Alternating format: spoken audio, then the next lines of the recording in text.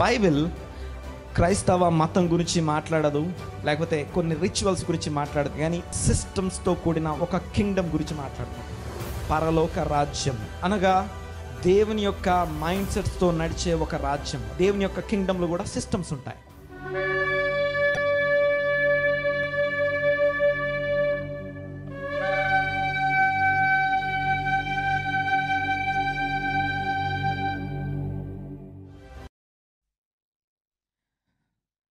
Shalom, praise the Lord. దేవునికి స్తోత్రం కలుగును గాక. హల్లెలూయా. ఈ మరొక ఉదయకాలము ఇలాగున లైవ్లో కలుసుకోవడానికి కనికరం చూపించి మేలు చేసిన దేవునికి స్తోత్రం కలుగును గాక. ఆయన నామమే మన మధ్యలో ఈ లైవ్ ద్వారా మహిమనందును గాక. దేవునికి స్తోత్రం. ఈరోజు దేవుని వాక్యాన్ని మనం ధ్యానం చేసుకుందాం. ఆల్రెడీ మనము గడిచిన 7 వారాలుగా కంటిన్యూగా కొండ మీద ప్రసంగాన్ని మనం ధ్యానం చేస్తూ ఉన్నాము. కొండ మీద ప్రసంగంలోని చాలా మంచి అద్భుతమైనటువంటి లోతైన సంగతులు నేర్చుకున్నాము ఇప్పటిదాకా. దేవునికి మహిమ. ఇంతవరకు నేను పర్సనల్గా చాలా నేర్చుకున్నాను ఇందులో నుంచి. ఈవెన్ ఈ వాక్యము నన్ను పర్సనల్గా వ్యక్తిగతంగా చాలా ప్రభావితం చేసిందని సాక్ష్యం ఇవ్వగలను. ఎందుకంటే వాక్యము 2 అంచులు గల ఇటువంటి ఖడ్గం కంటే నువ్వు వాడి అయినది, ప్రాణాత్మలను విభజించినంత మట్టుకు దూరుచు హృదయంలోని తలంపులను పరిశోధించే వాక్యము మనల్ని పరిశోధిస్తూ ఉంది. అది పరిశోధించే ఆ వాక్యం దగ్గరికి మనల్ని మనము సబ్మిట్ చేసుకున్నప్పుడు అది మనల్ని ఖచ్చితంగా ప్రభావితం చేస్తుంది. వాక్యం వినక ముందు, వాక్యం విన్న తర్వాత, వాక్యాన్ని ధ్యానించిన తర్వాత, వాక్యం ధ్యానించక ముందు అని మనము విభజించబడతాం. దేవునికి మహిమ కలుగును గాక. ఈరోజు వాక్యంలోనికి వెళ్ళక ముందు నేను ఒక్కసారి చిన్న సాక్ష్యం మాట చెప్పాలి. నేను గడిచిన 2-3 వారాలుగా మన మధ్యలో కొంతమంది సిక్, తర్వాత కొంచెం ఇబ్బందిగా ఉన్నారు, తర్వాత కొన్ని హాస్పిటలైజ్ అయ్యి కొంతమంది సెల్ఫ్ హోమ్ క్వారంటైన్ అయ్యి ఉన్న వాళ్ళు ఉన్నారు అని చెప్పి నేను రెగ్యులర్గా ప్రార్థన చేస్తున్నాము. అయితే దేవునికి స్తోత్రం కలుగును గాక. వారందరూ రికవర్ అయిపోయి మంచి ఆరోగ్యంతో దేవుడు అద్భుతం చేశాడని నేను చెప్పగలను. అంతేకాదు సంఘంలో ఒక సహోదరి, తను 9 నెలల గర్భంతో ఉన్నప్పుడు పాజిటివ్ అని వచ్చిన సందర్భంలో వారిని తీసుకెళ్ళి అడ్మిట్ చేయడం జరిగింది.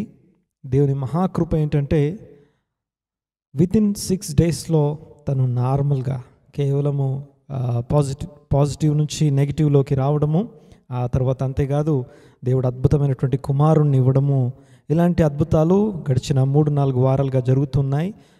ఇదివరకు ఎప్పుడు లేనంతగా సంఘం అంతా కూడా ప్రార్థన చేసే సహోదరులు కానీ సహోదరులు కానీ వారి ఇళ్లలో కూర్చొని వ్యక్తిగతంగా ప్రార్థనలు చేస్తూ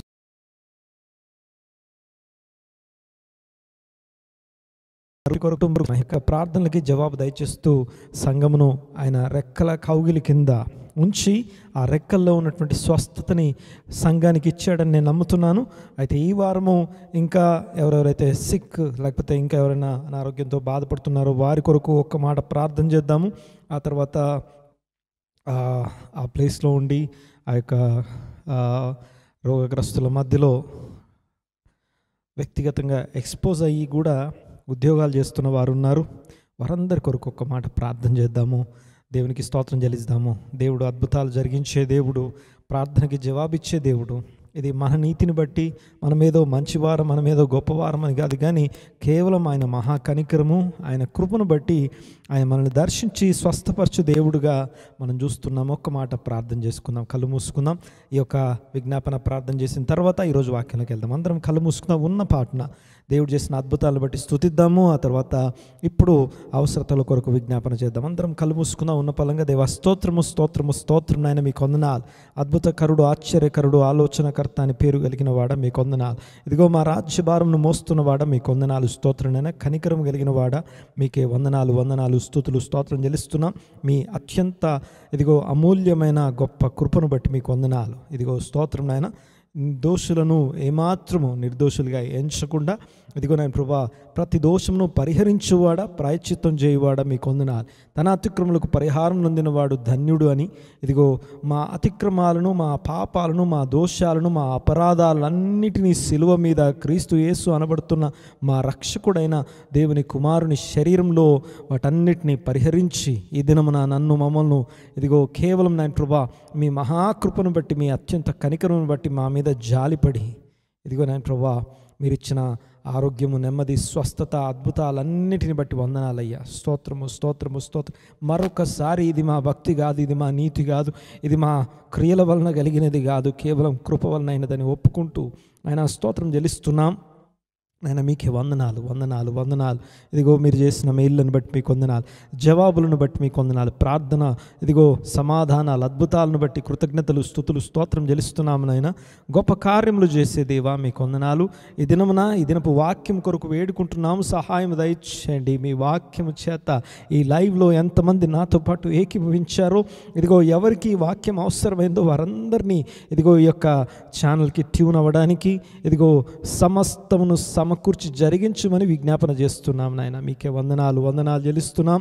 స్తోత్రం నాయన, మీకు వందనాలు. ఇదిగో యేసు నామమున ఇదిగో నజరేయుడైన యేసు నామం మా మధ్య సన్నుతించబడినట్లుగా, గొప్ప చేయబడినట్లుగా, ఇదిగో సంఘములకు శిరస్సు క్రిందికి సమస్తము సబ్మిట్ చేయబడినట్లుగా ఈ దినము సంఘ క్షేమాభివృద్ధి నిమిత్తం ఈ వాక్యం కొరకు వేడుకుంటున్నాం నాయన. సహాయం అనుగ్రహించండి, మీ కృపలు కుమరించమని వేడుకుంటున్నాం. సహాయం దయచేయండి నాయన. మీకు వందనాలు. మీ కనికరమును బట్టి, మీ కృపను బట్టి ఇదిగో మరొకసారి ఇదిగో నాయన ప్రభా విజ్ఞాపన చేయడానికి ఇదిగో మేము ధైర్యం చేస్తున్నాం. ఇదిగో నేను ప్రభా ఎస్ లార్డ్ నాయన మీకు వందనాలు తండ్రి. ఇలాగ నిలబడి అడగడానికి కూడా ఏమాత్రం అర్హత లేని జీవితాలు కలిగిన మమ్మలను ఇదిగో కనికరించమని వేడుకుంటూ ఇదిగో ఒక్కొక్కరిని నాయన ప్రభా మీరు దర్శించమని, సంఘంలో ఉన్న ప్రతి కుటుంబాన్ని, ప్రతి వ్యక్తిని ఇదిగో నాయన ప్రభా పిల్లల నుంచి పెద్దల వరకు ప్రతి ఒక్కరిని వారి వారి స్థాయిలో మీ వాక్కు చేత దర్శించమని వేడుకుంటున్నాము. థ్యాంక్ యూ నాయన, మీకు వందనాలు. స్తోత్రం నాయన, మీకు వందనాలు. గడిచిన 7 వారాలుగా కొండ మీద ప్రసంగ ధ్యానాన్ని కొనసాగించడానికి కేవలం మీ మహాకృపను బట్టి, మీ ప్రత్యక్షతను బట్టి మీకు వందనాలు నాయన. స్తోత్రం చెల్లిస్తున్నాం. ఇదిగో ఈ ఆన్లైన్ సంఘ సరిహద్దులను విశాలపరచమని వేడుకుంటున్నాం నాయన. ఇదిగో అనేకులు ఈ యొక్క వాక్యం చేత దర్శించబట్టుకు సహాయం దయచేయండి. అనేకులు తాకబట్టుకు, అనేకులు ఈ దినమున దేవుడు నాతో మాట్లాడాడని ఇదిగో అనేకులు ట్యూన్ అవ్వడానికి, అనేకులు కనెక్ట్ అవ్వడానికి, అనేకులు ఇదిగో మీ తట్టు తిరగడానికి, ఇదిగో తమను తాము తగ్గించుకొని మీ కనికరం కొరకు ఎదురు చూసేవారుగా ఉంటకు సహాయం దయచేయమని వేడుకుంటు నజరేయుడైన యేసు నామమున ఈ దినపు వాక్యం కొరకు వేడుకుంటున్నాం నాయన. సహాయం దయచేయండి. సమస్త ఘనత, మహిమ, ప్రభావం మీకే ఆరోపిస్తూ గొప్ప కార్యముల కొరకు వేడుకుంటూ యేసు నామమున ప్రార్థన చేస్తున్నాం తండ్రి. Amen amen amen. దేవునికి స్తోత్రం. హల్లెలూయా. ఈరోజు వాక్యం కొరకు మనం సిద్ధపరచుకున్నాము. గడిచిన కొన్ని వారాలుగా మనం ధ్యానిస్తున్నట్టుగా కొండ మీద ప్రసంగము, ఇది 8వ వారము. చూడండి ఒకసారి, ఈ యొక్క 8వ వారంలో మనము అతి ప్రాముఖ్యమైన ఆ యొక్క కొండ మీద ప్రసంగం మొదలు పెట్టినప్పుడు ఏవైతే ఆ ధన్యతలు, బియాటిట్యూడ్స్ అనబడే ఆ యొక్క మాటల్ని మనం ధ్యానం చేస్తున్నాము.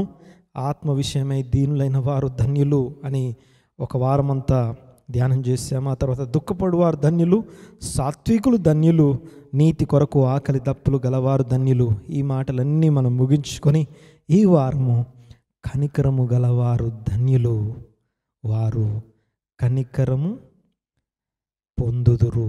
ఈ మాటని మనం ఈ దినము ప్రత్యేకంగా మనం ధ్యానించుకోబోతున్నాం. దేవునికి స్తోత్రం కలుగునుగాక. ఆ మాట ఎంత శక్తివంతమైనదో, ఆ మాట ఎంత మనిషిని లేకపోతే మనలను దేవుని యొక్క దేవుడు ఏర్పాటు చేసినటువంటి మనలను ఎంత ప్రభావితం చేస్తుందో ధ్యానిస్తున్నప్పుడు ఆ హృదయం యొక్క ఉప్పొంగడం అనే దాన్ని ఖచ్చితంగా మీరందరూ అనుభవిస్తారని నమ్ముతున్నాను. ఎందుకంటే దేవుని వాక్యం యొక్క ఆనందం. ఇదిగో దావీదు అంటాడు, నీ మాటలు దొరికినప్పుడు అవి నా నోటికి మధురంగా, లేకపోతే క్రొవ్వు మెదడు దొరికినట్టుగా ఉన్నాయి అంటాడు. అంతేకాదు దేవుని వాక్యం మాత్రమే దుప్పి నీటి వాగుల కొరకు ఆశపడి ఆకలిగొని పరిగెత్తినట్లుగా ఆయన వాక్యము మన దప్పిక, మన ఆకలి, మన ఆహారం, మన యొక్క ఆశను తీర్చగలిగిన వాక్యం. దేవునికి మహిమ కలుగును గాక. ఈ యొక్క కనికరం కలిగిన వారు ధన్యులు అనే మాటను మనం ధ్యానం చేసుకుందాం. ముందుగా మనం మొట్టమొదట ఆ యొక్క మాట యొక్క డెఫినేషన్ దానిలోనికి మనం వెళ్దాం. ఒక్కసారి నేను గుర్తు చేస్తాను చూడండి ఒకసారి. ఇవన్నీ కూడా ప్రోగ్రెసివ్ స్టేట్మెంట్స్, అనగా ఒకదాని తర్వాత ఇంకొకటి, ఒకదాని లెవెల్ తర్వాత ఇంకొక లెవెల్, ఇలాగున ప్రోగ్రెసివ్గా ఉన్నటువంటి మాటలు. ఆత్మ విషయమై దీనులు లేదా ఆత్మ విషయమై బీదలు అనే మాటకి అర్థం మనం ధ్యానించుకున్నాం. ఆత్మలో దేవుని సన్నిధి, దేవుడు ఏమై ఉన్నాడో, ఆయన ఎలాంటి వాడో అర్థమైనప్పుడు, ప్రత్యక్షతను అనుభవించినప్పుడు, ఇదిగో నేను కేవలం బీదవాడను, నేను ఆత్మలో దీనుడను అని చెప్పి, నీకేమి ఇచ్చి నీ కృపను నేను పొందుకోలేను, కనికరము నీ సన్నిధిని, నీ యొక్క ప్రసన్నతని, లేకపోతే నీతో సహవాసాన్ని నేను కొనుక్కోవడానికి నేను బీదవాడని, నా దగ్గర ఏమీ లేదు, ఇచ్చుకోవడానికి నా దగ్గర ఏమీ లేదు అని ఆత్మలో బీదలైన వారు ధన్యులు, వారిది నిజంగా పరలోక రాజ్యం వారిది అనే మాట మనం చూస్తాం. దాని తర్వాత దుఃఖపడువారు, అనగా ఆత్మ సంబంధమైనటువంటి దైవచిత్తానుసారమైన దుఃఖము గురించి ఆ రెండో మాట మాట్లాడుతుంది. దుఃఖపడేవారు అంటే ఏదో లేదు, ఏదో కావాలి, ఏదో ఉంటే బాగుండని దేని కొరకో దుఃఖపడడం కాదు, కానీ దేవుని సన్నిధిలో నన్ను నేను కుమ్మరించుకొని, ఇదిగో నా స్థితికి, నా స్థాయికి దేవుడు ఆయన నా పట్ల కలిగి ఉన్న చిత్తంలో నేను ఏ లెవెల్లో ఉండాల్సిన వాడిని, ఏ స్థాయిలో ఉన్నానో సొంతంగా స్వయంగా గ్రహించి తెలుసుకున్నప్పుడు కలిగే దైవ చిత్తానుసారమైన దుఃఖము, రక్షణార్థమైన మారు మనస్సు కలుగజేస్తే ఆ దుఃఖం కలిగిన వారు ధన్యులు అని రెండో మాట మనం ధ్యానం చేస్తాం. ఆ తర్వాత దేవుని వాక్యమునకు తమని తాము సరెండర్ చేసుకునే సాత్వికులైన వారు ధన్యులు అనే మాట రెండో మాట. మూడో మాట మనం చూసాం. దాని తర్వాత సాత్వికులు భూలోకమును స్వతంత్రించుకుంటారని, మోషే సాత్వికాన్ని గురించి, ప్రభువైన యేసుక్రీస్తు యొక్క సాత్వికపు ఆ యొక్క జీవన విధానాన్ని మనం చూసాం. ఇది కేవలం ఇంటర్నల్ క్యారెక్టర్ అని చెప్పి దాని గురించి మనం ధ్యానం చేస్తాం. దాని తర్వాత నీతి కొరకు, అనగా విశ్వాసం వలన ప్రభువైన యేసుక్రీస్తును విశ్వసించడం ద్వారా దేవుడు గిఫ్ట్గా అనుగ్రహించే ఆ యొక్క నీతిని పొందుకున్న వారు, ఆ యొక్క నీతిని ఎలా నీతిమంతులుగా తీర్చబడతామో, దేని కొరకు ఆకలి దప్పులు కలిగి ఉండాలో, క్రీస్తు యేసునందు విశ్వాసం ద్వారా నీతిమంతులుగా తీర్చబడ్డ తర్వాత ఎలాగా ఆ యొక్క నీతిలో సాధకం చేయబడాలి, ట్రైన్ అవ్వాలి. నీతిలో అభ్యాసము సాధకం అనే రెండు పదాలు చూసాం మనము హెబ్రీ పత్రికలో. ఆ యొక్క అభ్యాసం అనే మాట, ఆ తర్వాత ఇంకొక దగ్గర తిమోతి పత్రికలో ఆ యొక్క వాక్యంలో సాధకం, అనగా మనం ట్రైన్ చేయడానికి వాక్యం ఉంది అని చెప్పి ఈ మాటలన్నీ లాస్ట్ వీక్ మనం ధ్యానం చేసాం. ఇవి నీతి కొరకు ఆకలి, అనగా రక్షణ పొంది యేసుక్రీస్తునందు ఉచితంగా నీతిమంతులుగా తీర్చబడ్డాం. కానీ నీతిమంతులంగా కంటిన్యూ అవ్వడానికి విశ్వాసులు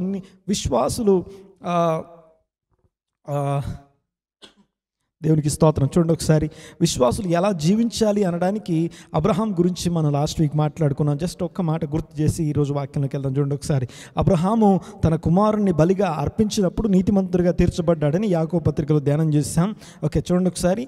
ఆయన హృదయంలోనేమో, లోపలనేమో దేవుడు ఏం చూడబోతున్నాడు, ఏం చేయబోతున్నాడో నమ్ముతున్నాడు. విశ్వాసం లోపల ఉంది, అనగా కొండ మీద దేవుడే గొర్రెపిల్లను చూసుకుంటాడన్న విశ్వాసం లోపల ఉంది. చేతిలో కత్తి, ఆ తర్వాత కుమారుణ్ణి అర్పించడానికి, ఆజ్ఞను అనుసరించడానికి, ఆజ్ఞకు విధేయుడు అవ్వాల్సినటువంటిది ఇది బయట కనపడదు. ఆజ్ఞను అనుసరించడం అనేది బయట, విశ్వాసం అనేది లోపల. ఇవి రెండు కలిపి ఆయనని నీతిమంతుడుగా, దీనిని బట్టి నీవు దేవునికి భయపడువాడవు, దేవునికి లోబడువాడవు అని నాకు అర్థమవుతుంది అని చెప్పి దేవుని సాక్ష్యం పొందినట్లుగా మనం చూస్తున్నాం. ఒక విశ్వాసి జీవితానికి ఎలాగా నీతి క్రియలు ఎలాగా యాడ్ చేయబడతాయో వాటి గురించి మనం మాట్లాడుకున్నాం. దేవునికి స్తోత్రం కలుగునుగా. విశ్వాసం వలన మనం రక్షణ పొందాము. దేవునికి స్తోత్రం. ఒక రోజున న్యాయపీఠం ఎదుట దేవుని సన్నిధిలో నిలబడ్డప్పుడు, ఓకే, నువ్వు విశ్వాసం దేవుడు ఓపెన్ చేయడు, కానీ నీ క్రియలు దేవుడు ఓపెన్ చేస్తాడు. వారి క్రియలను బట్టి తీర్పు పొందుతారు. మరొకసారి మాట జ్ఞాపకం చేస్తాం. చూడండి ఒకసారి. క్రీస్తు యేసునందలి విశ్వాసం ద్వారా, ప్రభువైన యేసుక్రీస్తు మరణ పునరుత్థానాలని నమ్మడం ద్వారా నువ్వు రక్షించబడ్డావు. కానీ క్రీస్తు న్యాయపీఠం ఎదుట నువ్వు నిలబడ్డ రోజున, ఫలానా రోజున అందరము నిలబడాల్సిందే. ప్రతి ఒక్క శరీరియు వారి లైన్లో ఆ యొక్క న్యాయపీఠం ఎదుట నిలబడ్డప్పుడు, అప్పుడు నీ కొరకు ఓపెన్ చేసి తెరిచి నేను తీర్పు తీర్చే విషయాలు ఏంటి అంటే, నీ నీతి క్రియలు, నీ యొక్క క్రియలను బట్టి నువ్వు తీర్పు పొందుతావు. విశ్వాసం ద్వారా రక్షించబడ్డాం, క్రియల వల్ల కలిగింది కాదు. కానీ ఆ యొక్క న్యాయపీఠం ఎదుట మాత్రం నీతి క్రియల్ని బేరుజు వేయబడ్డాన్ని మనం చూస్తున్నాం. దేవునికి స్తోత్రం కలుగును గాక. ఇవన్నీ మనం లాస్ట్ వీక్ మాట్లాడుకున్నాం. ఈ వారము కనికరము గలవారు ధన్యులు, వారు కనికరము పొందుదురు.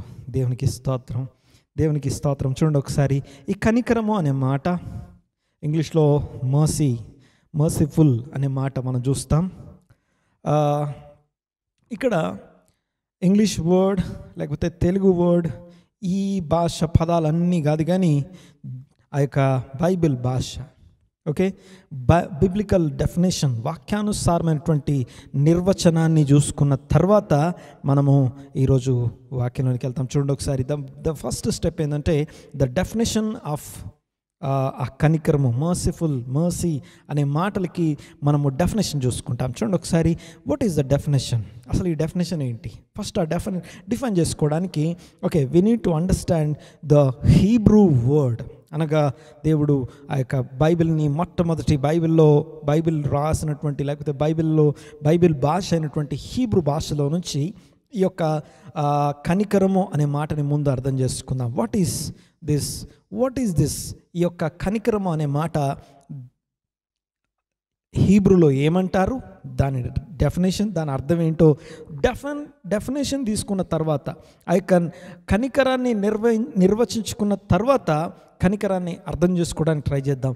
కనికరము గలవారు ధన్యులు అంటే ఇది ఏంటి? కనికరం అనేది ఎలా ఉంటుంది? కనికరం అనేది ఎలాగా మనం చూస్తాం. ఒక్కసారి ఓకే, కనికరం అనే మాటని హీబ్రూ భాషలో రహం అనే మాటతో మనం చూస్తాం. ఓకే, రహం అనే మాటకి ఓకే హీబ్రూ భాషలో రేష్, ఖేత్, మెమ్ 3 అక్షరాలు. ఓకే, ఈ రహం అనే యొక్క మాట ఏదైతుందో ఆ మాట యొక్క అర్థాలు ఓకే, మర్సీ, కంపాషన్, ఈ పదాలన్నీ మనం చూస్తాం చాలాసార్లు ట్రాన్స్లేషన్స్లో రకరకాల పదాలు. ఓకే, దయ గలవాడు లేకపోతే కనికరం గలవాడు, ఓకే, ఈ మాటలన్నీ చూస్తాం. కానీ ఆ యొక్క రకం లేకపోతే ఆ కనికరం అనే మాటకి బైబిల్ కోరుకున్నటువంటి డెఫినేషన్, బైబిల్ ప్రకారం డెఫినేషన్, ఎలాగైతే సాత్వికానికి డెఫినేషన్ చూస్తాం, నీతి అనే మాటకి డెఫినేషన్ చూస్తాం, ఈ రోజున కనికరము అనే మాటకి ముందు మనం డెఫినేషన్ చూద్దాం. చూడండి ఒకసారి, ఓకే, ఒకటి డెఫినేషన్ చూస్తాము, ఆ తర్వాత దాన్ని అర్థం చేసుకోవడానికి ట్రై చేస్తాము, తర్వాత దాని గురించి ఇంకా వ్రాయబడినటువంటి బైబిల్లో వాడబడినటువంటి పదాలు చూస్తాము. అవన్నీ చూసిన తర్వాత ఎగ్జాంపుల్స్ ధ్యానం చేస్తాము. ఆ తర్వాత కంక్లూజన్తో యేసు ప్రభు ఎందుకు ఆ పదాన్ని అక్కడ ఆ యొక్క 5వ నంబర్లో అది ఎందుకు చేర్చబడింది, ఓకే, ఎందుకు కనికరం కలిగిన వారు ధన్యులు అంటున్నాడు అనే మాటని మనం అర్థం చేసుకుందాం. చూడండి ఒకసారి, మొట్టమొదటిది రహం అనే మాటకి ఓకే కొన్నిసార్లు మనం చూసినప్పుడు రేష్, ఖేత్, వావ్, మెమ్ అనే పదం కూడా చూస్తాం, అంటే వావ్ అనే అక్షరం. అయితే ఈ రహం అనే మాట మర్సీ ఓకే లేకపోతే కనికరం అనే మాట ఇంకొక మీనింగ్, రకం అనే మాట యొక్క పుట్టుక, అనగా ఈ పదం ఎక్కడి నుంచి పుడుతుంది అంటే ఇంకొక పదం, అది కూడా సేమ్ స్పెల్లింగ్తో ఉంటుంది, రహం. ఓకే, ఆ మాటకి మీనింగ్ ఏంటంటే గర్భము అని అర్థం. దేవునికి స్తోత్రం. చూడండి ఒకసారి, అంటే ఈ యొక్క రకం అనగా కనికరము అనే మాటకి ఇంకొక అర్థం ఏంటిదంటే గర్భము అనే మాట. అంటే గర్భము అంటే ఊంబ్ అంటాం, ఇంగ్లీష్లో ఊంబ్ అని పిలుస్తాం కదా. ఓకే, స్త్రీ యొక్క గర్భానికి సంబంధించినటువంటి మాటగా మనం చూస్తున్నాం. ఓకే, స్త్రీ గర్భానికి కనికరానికి సంబంధం ఏంటి? ఇది ముందు మనము అర్థం చేసుకోవాలి, ముందు మనము ఆలోచించాలి. చూడండి ఒకసారి, ఒక స్త్రీ గర్భమున పుట్టిన బిడ్డ గురించి మన బైబిల్ ఇలా చెప్తుంది.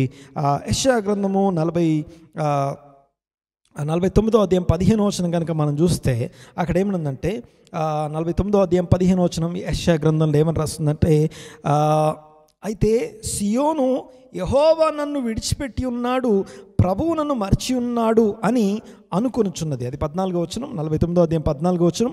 ఆ తర్వాత 15వ వచనంలో స్త్రీ తన గర్భమున పుట్టిన బిడ్డను కరుణింపకుండా, స్త్రీ తన గర్భమున పుట్టిన బిడ్డను కరుణింపకుండా. ఓకే, రకం రెండు ఒకే పదాలు. చూడండి ఒకసారి, గర్భమున పుట్టిన బిడ్డను కరుణింపకుండా, తర్వాత తన చంటి పిల్లను మర్చున. ఓకే, తర్వాత ఇంగ్లీష్లో అయితే ఎలా రాస్తుందంటే, can a woman forget her nursing child and not have compassion on the son of her womb. Okay, ఇంకొక వర్షన్లో మనం దీన్ని చూస్తే ఎలా ఉంటుందంటే, చంటి పిల్లను అన్నప్పుడు ఆ సక్కింగ్ చైల్డ్ అనగా గర్భమున పుట్టిన ఒక పాలు గుడిచే బిడ్డను ఏ తల్లి మర్చిపోదు, ఏ తల్లి మర్చిపోదు. ఓకే, తర్వాత చూడండి ఒకసారి. అంటే తల్లి బిడ్డను ప్రేమించే ప్రేమ, తల్లి బిడ్డ మీద చూపించే ఆప్యాయత, తల్లి బిడ్డ మీద ఉండే కన్సర్న్, ఓకే, ఆ యొక్క లేకపోతే తల్లి బిడ్డ గురించి ఆలోచించే ఆలోచన, అంటే మర్చిపోకుండా ఎప్పుడు నా బిడ్డని గుర్తుపెట్టుకొని ఉంటుంది చూసారా, ఆ స్పెషల్ ఫీలింగ్ని, ఆ స్పెషల్ ఎమోషన్ని కనికరము అని పిలుస్తాం. అర్థమవుతుంది కానీ మాట్లాడి చూడండి ఒకసారి. తన గర్భమును పుట్టిన, ఇంకొక మాట ఏంటంటే దీన్ని ఇంకా కొంచెం మనము అర్థం చేసుకోవడానికి ట్రై చేద్దాం. చూడండి ఒకసారి. ఓకే, వారైనా మర్చిపోతారేమో, తల్లి తన గర్భమును పుట్టిన బిడ్డను, చంటి పిల్లను మరువదు. వారైనా ఒకవేళ మర్చిపోతారేమో, నేను నిన్ను మరువను అనే మాట మనం చూస్తాం. అంటే ఆ యొక్క తల్లి తన బిడ్డను ప్రేమించే ప్రేమ, తల్లి తన బిడ్డ మీద చూపించే వాత్సల్యత, తల్లి తన బిడ్డ మీద కలిగి ఉండే ప్రత్యేకమైనటువంటి ఎమోషన్ ఏదైతుందో ఆ ఎమోషన్ని కనికరంతో పోల్చబడుతుంది. అనగా రహం అంటే కడుపులో పుట్టిన బిడ్డకి తనకి ఉండే కనెక్షన్. దీన్ని ఇంకో భాషలో మన భాషలో మాట్లాడితే మనము పేగుబంధం అని పిలుస్తాం. ఓకే, పేగుబంధము అంటే ఓకే ఆ యొక్క స్పెషల్ రిలేషన్షిప్, తల్లి బిడ్డల మధ్య ఉండే ఒక మాటలో చెప్పాలంటే ఒకే స్టెమ్ అనగా ఒక కాండం నుండి ఒక కొమ్మ బయటికి మొలిచిందనుకోండి.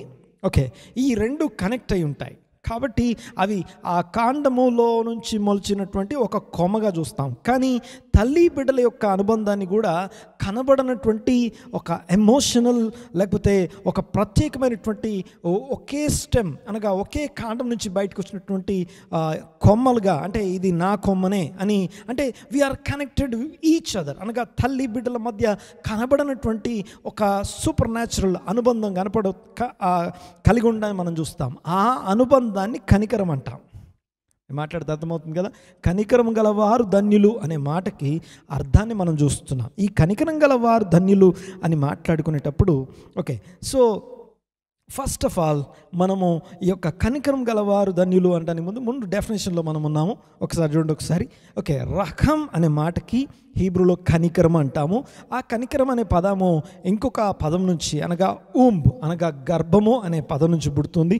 ఆ యొక్క గర్భము అనే పదం అనగా తల్లి బిడ్డల మధ్య ఉండే ప్రత్యేకమైన స్పెషల్ రిలేషన్షిప్, దాన్ని కనికరం అంటాం, కన్సర్న్. ఓకే, వారైనా మర్చిపోతారేమో కానీ నేను మరువను. Okay, the first thing okay definition చూసిన తర్వాత I wanted to share our God is compassionate God అనగా మన దేవుడు రహం అనగా సొంతంగా స్వయంగా కనికరం కలిగిన వాడు.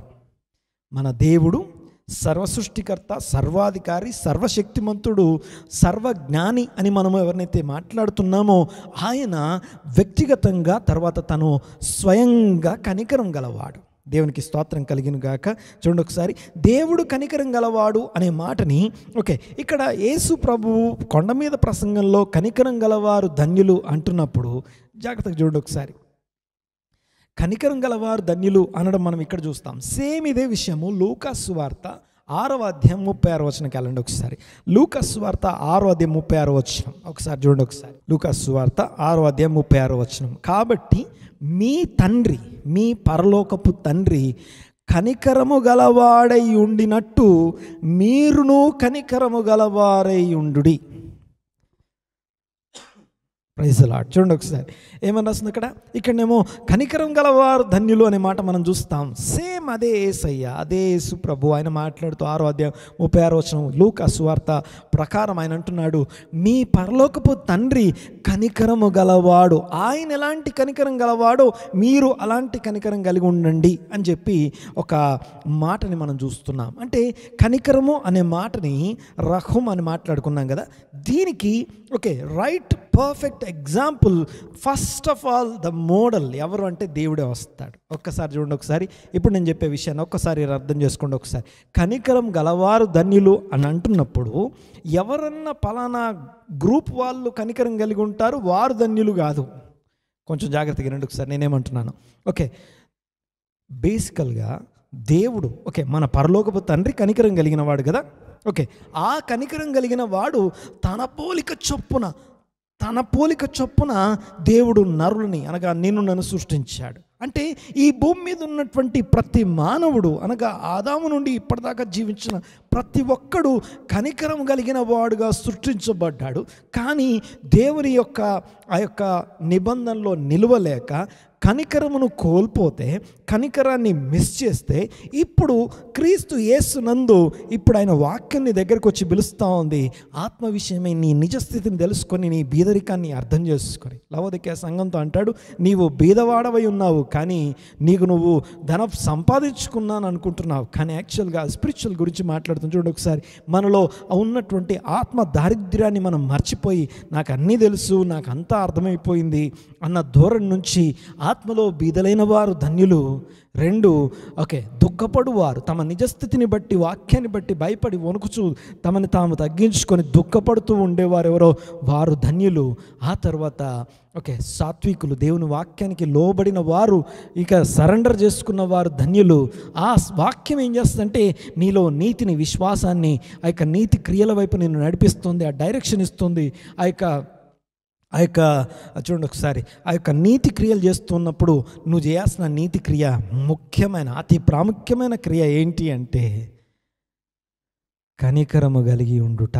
కనికరము గలవారు ధన్యులు. అంటే మరలా క్రీస్తు యేసు స్వరూపం అనగా దేవుని యొక్క పోలిక మనలో ఏర్పడుట, అనగా దేవుడు కనికరం కలిగిన వాడు. ఆ కనికరం కోల్పోయిన ఆ కనికరం తిరిగి రెస్టోర్ చేయడానికి, అనగా కోల్పోయిన దాన్ని దిద్దుబాటు చేయడానికి ప్రభువైన యేసుక్రీస్తు మరణ పునరుత్థానాల్లో ఆ యొక్క దిద్దుబాటుకు సంబంధించిన వాక్యం వైపు మనం తిరిగాము. చూడండి ఒకసారి ఆ వాక్యం వైపు తిరిగినటువంటి మనందరం ఎవరైతే ఉన్నామో, ఆ యొక్క వాక్యం మనలో చేసే ముఖ్యమైన పని ఏంటంటే కనికరమును కలుగజేస్తుంది. ఇక్కడ ఇంకొక 3 విషయాలు నేను గుర్తు చేయాలనుకుంటున్నాను. చూడండి ఒకసారి. ముందుగా మనం డెఫినేషన్ చూసాము, ఆ తర్వాత మన పరలోకపు తండ్రి కనికరం కలిగిన వాడు అన్న దాని గురించి ఆలోచిస్తాం ఇప్పుడు. తర్వాత మూడవ అంశం ఏంటంటే ప్రభువైన యేసుక్రీస్తు దేవుని యొక్క వాక్యమై ఉన్నవాడు, దేవుడై ఉన్నవాడు. యేసు దేవుడు శరీరం ధరించుకొని భూమి మీదకి వచ్చినవాడు. దేవునికి స్తోత్రం కలుగునుగాక. యేసు యొక్క దైవత్వాన్ని మేము యేసు యొక్క దైవత్వాన్ని పరిపూర్ణంగా నమ్మి మాట్లాడుతున్నాం. చూడండి ఒకసారి, యేసు కంప్లీట్, ఆయన దేవుడై ఉన్నాడు. దేవుడు శరీరం ధరించుకొని నీలాంటి నాలాంటి స్వరూపం ధరించుకొని ఈ భూమి మీదకి వచ్చి ఉన్నాడు. దేవునికి స్తోత్రం కలుగునుగాక. ఆ యొక్క క్రీస్తు యేసు నందలి మన నిజస్థితిని మనము రెక్టిఫై చేయడానికి సమస్తమును కుదురుబాటు, రెక్టిఫికేషన్ అంటాం, తిక్కున్ అంటాం హీబ్రూ భాషలో. ఆ యొక్క రెక్టిఫికేషన్ కొరకు, ఆ రెక్టిఫికేషన్ ప్రాసెస్లో మనము, ఈ సృష్టి, ఈ విశ్వం అంతా ఉన్నది. దేవునికి మహిమ కలుగునుగాక. చూడండి ఒకసారి, మొట్టమొదటిది ఆ యొక్క నిర్వచనము, ఆ తర్వాత తండ్రి దేవుడు కంపాషనేట్ అని, ఆ తర్వాత ప్రభువైన యేసుక్రీస్తు కంపాషనేట్ అని, ఆ తర్వాత దేవుని వాక్యము అనగా దేవుని యొక్క ఈ యొక్క బైబిల్ గ్రంథము కంపాషన్ గురించి మాట్లాడుతుంది, అనగా మర్సీ గురించి మాట్లాడుతుంది, రహం గురించి మాట్లాడుతుంది అని 3వ భాగం అనగా 5వ భాగాన్ని చూసిన తర్వాత లాస్ట్కి ఎగ్జాంపుల్స్తో మనం ముగించుకుంటాం. మళ్ళొకసారి గుర్తు చేసుకుని చూడండి ఒకసారి. ఇప్పుడు ఈరోజు మన ధ్యాన అంశాలు ముందుగా డెఫినేషన్, నిర్వచనము మాట్లాడుకున్నాం. వాట్ ఈజ్ కనికరం అంటే అర్థం ఏంటో మాట్లాడుకున్నాం. తర్వాత మన పరలోకపు తండ్రి కనికరం కలిగిన వాడు అన్న విషయాలు ఇప్పుడు చూస్తున్నాం. తర్వాత ప్రభువైన యేసుక్రీస్తునందు ఆ కనికరం ఎలా మేనిఫెస్ట్ చేయబడుతుందో చూస్తున్నాం. ఆ తర్వాత దాని తర్వాత దేవుని వాక్యము కనికరం గురించే మాట్లాడుతుంది అన్న సంగతి చూస్తాము. దాని తర్వాత examples and last and final కంక్లూజన్తో మనం క్లోజ్ చేసుకుందాం. చూడండి ఒకసారి, ఇక దేవుడు కంపాషన్ కలిగిన వాడు అంటానికి we have some references, some evidences, biblical వాక్యానుసారమైనటువంటి ఎవిడెన్సెస్ మనం కొన్ని చూద్దాం. చూడండి ఒకసారి. దేవునికి స్తోత్రం కలుగునుగాక. 103వ కీర్తన 8వ వచనంలో ఇలా రాస్తుంది. 103వ కీర్తన 8వ వచనంలో, యెహోవా దయాదాక్షిణ్య పూర్ణుడు, దీర్ఘశాంతుడు, కృపా సమృద్ధి గలవాడు అనే మాట మనం చూస్తాం. యెహోవా దయాదాక్షిణ్య పూర్ణుడు, దీర్ఘశాంతుడు, కృపా సమృద్ధి గలవాడు. అందులో దయాదాక్షిణ్య పూర్ణుడు అన్నప్పుడు మనకు అర్థమవుతుంది అక్కడ ఆయన రహం అనగా కంపాషనేట్ అనే మాట మనం చూస్తాం. దేవునికి స్తోత్రం. దేవుడు ఆయన కంపాషనేట్ అనగా ఆయన కనికర పూర్ణుడు అనే అర్థం. దయా దాక్షిణ్య పూర్ణుడు అనే మాటలో మనం ఈ ట్రాన్స్లేషన్ని బట్టి హీబ్రూ భాష ప్రకారం అక్కడ రహుం అనగా కంపాషనేట్ అని అర్థం. తర్వాత చూడండి ఒకసారి 103వ కీర్తన, అదే 103వ కీర్తన 13వ వచనం ఇలా చెప్తుంది. ఆ 13వ వచనం చాలా అద్భుతంగా మనం చూస్తాం. చూడండి ఒకసారి అక్కడ ఏమని రాస్తుందంటే, just as father has compassion on his children, తండ్రి తన బిడ్డల ఎడల జాలి చూపినట్లు. తెలుగులో 13వ వచనంలో తండ్రి తన కుమారుల ఎడల జాలి పడునట్లు. అక్కడ జాలి కాదు కానీ కంపాషన్, రహుం. జాలి పడునట్లు యెహోవా తన యందు భయభక్తులు గలవారి ఎడల జాలి పడుతున్నాడు. అంటే ఈ 3 మాటల్ని కలిపి చూస్తే తల్లి తన గర్భమున పుట్టిన బిడ్డను మరచునా, వారైనా మరచుదురు కానీ నేను నిన్ను మరువను అన్న దేవుడు, ఇక్కడ తండ్రి తన కుమారుల పట్ల కంపాషనేట్ అనగా రహుం జాలి పడునట్లుగా, ఇదిగో జాలి పడునట్లుగా తన యందు భయభక్తులు గల వారి ఎడల ఆయన జాలి పడతాడు, కనికరం చూపిస్తాడు. రహుం అనే మాట మనం చూస్తున్నాం. అంటే ఒక తల్లి ఒక తండ్రి తన బిడ్డల మీద చూపించే ప్రేమ, వాత్సల్యత, స్పెషల్ ఎఫెక్షన్ ఏదైతే ఉందో, అనగా ఊహకి ఆలోచనకి ఆ యొక్క భాషకి అందనటువంటి ఆ స్పెషల్ ఎమోషనల్ రిలేషన్షిప్ ఏదైతే ఉందో ఆ రిలేషన్షిప్నే కనికరం అని పిలుస్తాం. కనికరం అనేది ఎవరో రోడ్డు మీద వెళ్తున్నప్పుడు పలానా వాడికి వర్షంలో తడుస్తున్నాడు, పైన ఏమీ లేదు, వాడి మీద మనం కనికర పడతాం, వాడికి ఏదైనా ఇస్తాం. ఇది కేవలము పిటి, జాలి మాత్రమే. కానీ ఈ రహుం అనేది రిలేషన్షిప్కి సంబంధించింది. ఎలాంటి ఏ లెవెల్ది అంటే ఒక తల్లి తన బిడ్డను, లేకపోతే ఒక తండ్రి తన కుమారుని మీద. ఒక మాట చెప్తాను చూడండి ఒకసారి. ఇక్కడ తల్లిదండ్రులు తమ పిల్లల మీద చూపించే ప్రేమ విషయంలో అవగాహన కనుక చూస్తే, తల్లిదండ్రులు చూపించే ప్రేమ గురించి పిల్లలకి ఏమాత్రం అవగాహన ఉండదు. అంటే వాళ్ళు వీళ్ళ మీద చూపించి వీళ్ళ కోసం వాళ్ళు చేసే పనులు, వీళ్ళు వాళ్ళ కోసం చేసే ఆ యొక్క త్యాగాలు కానివ్వండి, లేకపోతే వాళ్ళ కోసం చేసే మీరు ఏది చేసినా పిల్లలకి కొంచెం కూడా అవగాహన ఉండదు. అర్థమవుతుందని నేను మాట్లాడేది. అదే పిల్లలకి వాళ్ళు తల్లిదండ్రులు అయినప్పుడు వాళ్ళు వాళ్ళ పిల్లల మీద చూపించినప్పుడు అవగాహన, వాళ్ళ పిల్లలకి ఆ అవగాహన ఉండదు. కానీ ఇక్కడ నా పాయింట్ ఏంటంటే, పిల్లలకి తల్లిదండ్రులు చూపించే ప్రేమ గురించిన అవగాహన లేని ఆ జనరేషన్కి ఆ ప్రేమ అర్థం కావడం కొరకు దేవుడు ఒక ఆజ్ఞాపిస్తున్నాడు. నీ తల్లిని తండ్రిని సన్మానించమనే మాట ఆజ్ఞాపించబడ్డం మనం చూస్తాం. సో తల్లి తన బిడ్డను మర్చిన నేను నిన్ను మరువను అంటే, తల్లి తన బిడ్డ మీద చూపించే కంపాషన్ కంటే కూడా నేను గ్రేట్ కంపాషన్ కలిగి ఉన్నాను. తన కుమారుల తండ్రి జాలిపడినట్లుగా. అంటే దాని అర్థం ఏంటంటే, పాపం చేసి క్షమాపణని పొందలేని తీర్పు కింద ఉన్న వాడికి నేను కనికరం చూపిస్తాను అని దేవుని యొక్క మాట మనం చూస్తున్నాం. ఆ తర్వాత దేవుడు కంపాషనేట్ అవునా కాదా అంటానికి, అది ఏ స్థాయిది అంటానికి ఒక ప్రత్యక్షత ఉంది మన దగ్గర. ఒక ప్రత్యక్షత బైబిల్లోకెల్లా అతి ఉన్నతమైనటువంటి ప్రత్యక్షత. అదేంటంటే నిర్గమాకాండం 34వ అధ్యాయము 6, 5, 6, 7 వచనాల్లో మనం చూస్తాం ఆ మాటని. నిర్గమాకాండం 34వ అధ్యాయంలో మనకు చూస్తే అక్కడ తెలుస్తూ ఉంది మనకి దేవుడు ఏమై ఉన్నాడు అని చెప్పేసి ఆ యొక్క ప్రత్యక్షత చూస్తున్నాం. దీని గురించి మనం చాలాసార్లు మాట్లాడుకున్నాం కనుక జస్ట్ ఊరికే నేను ఫాస్ట్గా మాట్లాడుతూ వెళ్తాను. చూడండి ఒకసారి. ఇశ్రాయేలీలు ఆ యొక్క బంగారు దూడను చేసుకొని పాపం చేసిన సందర్భంలో దేవుడు నేను వీరితో నేను రాను అని ప్రయాణం చేసి ప్రకటించిన తర్వాత, వీరితో నేను రాను అని చెప్పేసి ఆయన మాట్లాడి తీర్పు తీర్చిన తర్వాత మోషే దేవుని దగ్గరికి వెళ్ళి అడుగుతున్నాడు, నీ యొక్క కనికరం నా మీద ఉంటే, నేను నీ కనికరం పొందినవాడనైతే నీ మార్గం నాకు తెలియజేయి అని అడుగుతున్నాడు. దేవుడు ఆల్రెడీ తెలిసిన వాడు. నీ మార్గం ఏంటో, అసలు నువ్వేం చేయాలనుకుంటున్నా, నీ మార్గం ఏంటి అని అడగడం మనం చూస్తున్నాం. అప్పుడు దేవుడు తన ఎదుట ఆ యొక్క తనని తాము ప్రత్యక్షపరచుకున్నట్టుగా ఇక్కడ 13 అట్రిబ్యూట్స్ అనగా 13 దేవుని యొక్క గుణాలు అక్కడ ప్రత్యక్షపరచబడ్డం ఆ యొక్క నిర్గమాకాండం 34వ అధ్యాయం 6, 7 వచనాల్లో మనం చూస్తాం. చూడండి ఒకసారి. అందులో ఆ యొక్క మాటలో మనం చూస్తే నిర్గమాకాండం 34వ అధ్యాయము చూడండి ఒకసారి. 34వ అధ్యాయం 5వ వచనం చదువుతుంది చూడండి ఒకసారి. మేఘంలో యెహోవా దిగి అక్కడ అతనితో నిలిచి యెహోవా అను నామమును ప్రకటించెను. ఓకే తర్వాత 6వ వచనం. అతని ఎదుట యెహోవా అతని దాటి వెళ్ళుచు యెహోవా కనికరము, దయ, దీర్ఘశాంతము, విస్తారమైన కృపాసత్యములు గల దేవుడైన యెహోవా, ఆయన 1000 మందికి కృప చూపుచు దోషమును అపరాధమును పాపమును క్షమించును గాని ఆయన ఏమాత్రము దోషులు నిర్దోషులుగా ఎంచక 3-4 తరముల వరకు తండ్రుల దోషము కుమారుల మీదికిని రప్పించునని ప్రకటించాను. అందుకు మోషే త్వరపడి నేల వరకు తల వంచుకొని నమస్కారం చేసి, ప్రభువా, నా మీద నీకు కటాక్షము కలిగిన ఎడల నా మనవి ఆలకించుము.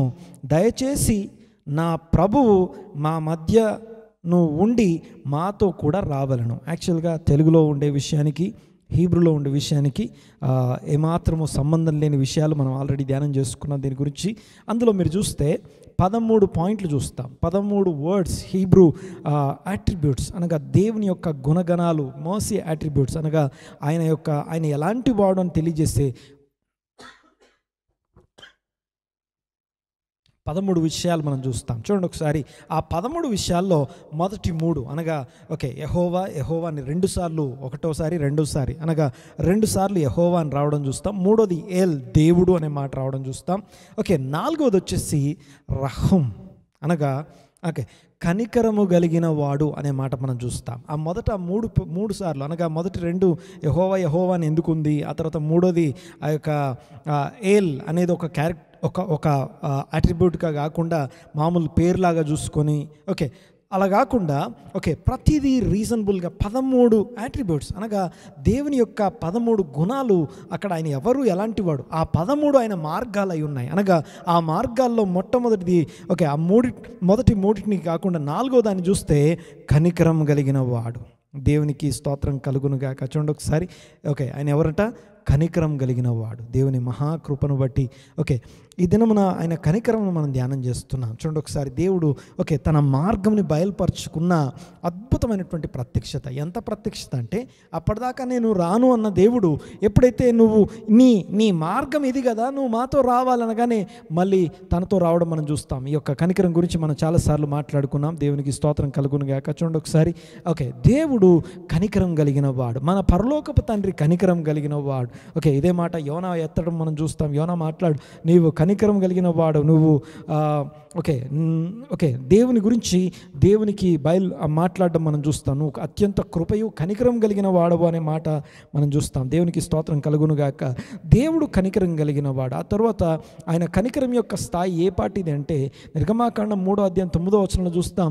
ఇశ్రాయేలు పెట్టిన మొర నేను విన్నాను అనే మాట మనం చూస్తాం. తెలుగులో అయితే ఇశ్రాయేలీల మొర నిజముగా నా యొద్దకు చేరినది, ఐగుప్తీయులు వారిని పెట్టుచున్న హింస చూచితిని అనే మాట మనం చూస్తాం. కానీ యాక్చువల్గా I have also taken note of the operation అనగా వారు పడుతున్న శ్రమని, బాధని నోట్ చేసుకున్నాను అనే మాట మనం చూస్తాం. చూడండి ఒకసారి. ఈ యొక్క దేవుడు కంపాషనేట్ అనగా ఆయన కృప కలిగిన వాడు అనే విషయాలు మనం చూస్తూ ఉన్నాం. నిర్గమాకాండం 34 ప్రకారం ఆయన కృప కలిగిన వాడు. ఆ తర్వాత ఆ యొక్క కీర్తనల గ్రంథం 103వ కీర్తన 8వ వచనంలో యెహోవా దయా దాక్షిణ్య పూర్ణుడు అనే మాట మనం కృపా సమృద్ధి గలవాడు అనే మాట.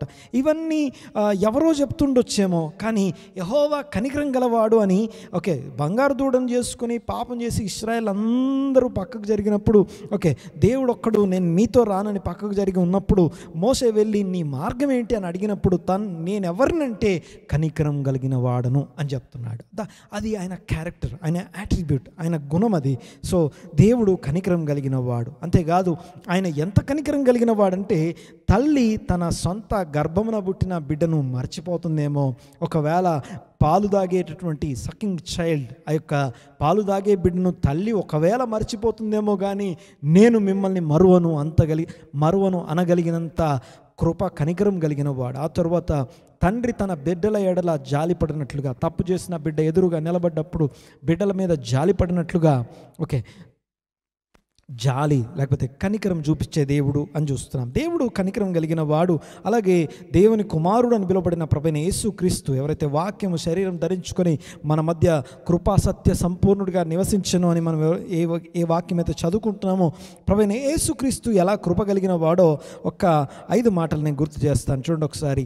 ఓకే, నెంబర్ 1, ఆయన వరల్డ్, ఈ యొక్క లోకం యొక్క పెయిన్, దాని యొక్క నొప్పిని, దాని యొక్క బాధని గ్రహించాడు. ఓకే, తర్వాత మనం చూస్తే అది ఎలా తెలిసిందంటే ఆ యొక్క సిక్, బ్లైండ్, లేకపోతే ఆ యొక్క డీమన్ పొజెస్డ్, లేకపోతే ఆ దయ్యములు పట్టిన వాళ్ళు, తర్వాత రోగగ్రస్తులు, తర్వాత గుడ్డివారు, కుంటివారు ఆయన దగ్గరికి వచ్చి వేరుకున్నటువంటి విషయం ఏంటో తెలుసా?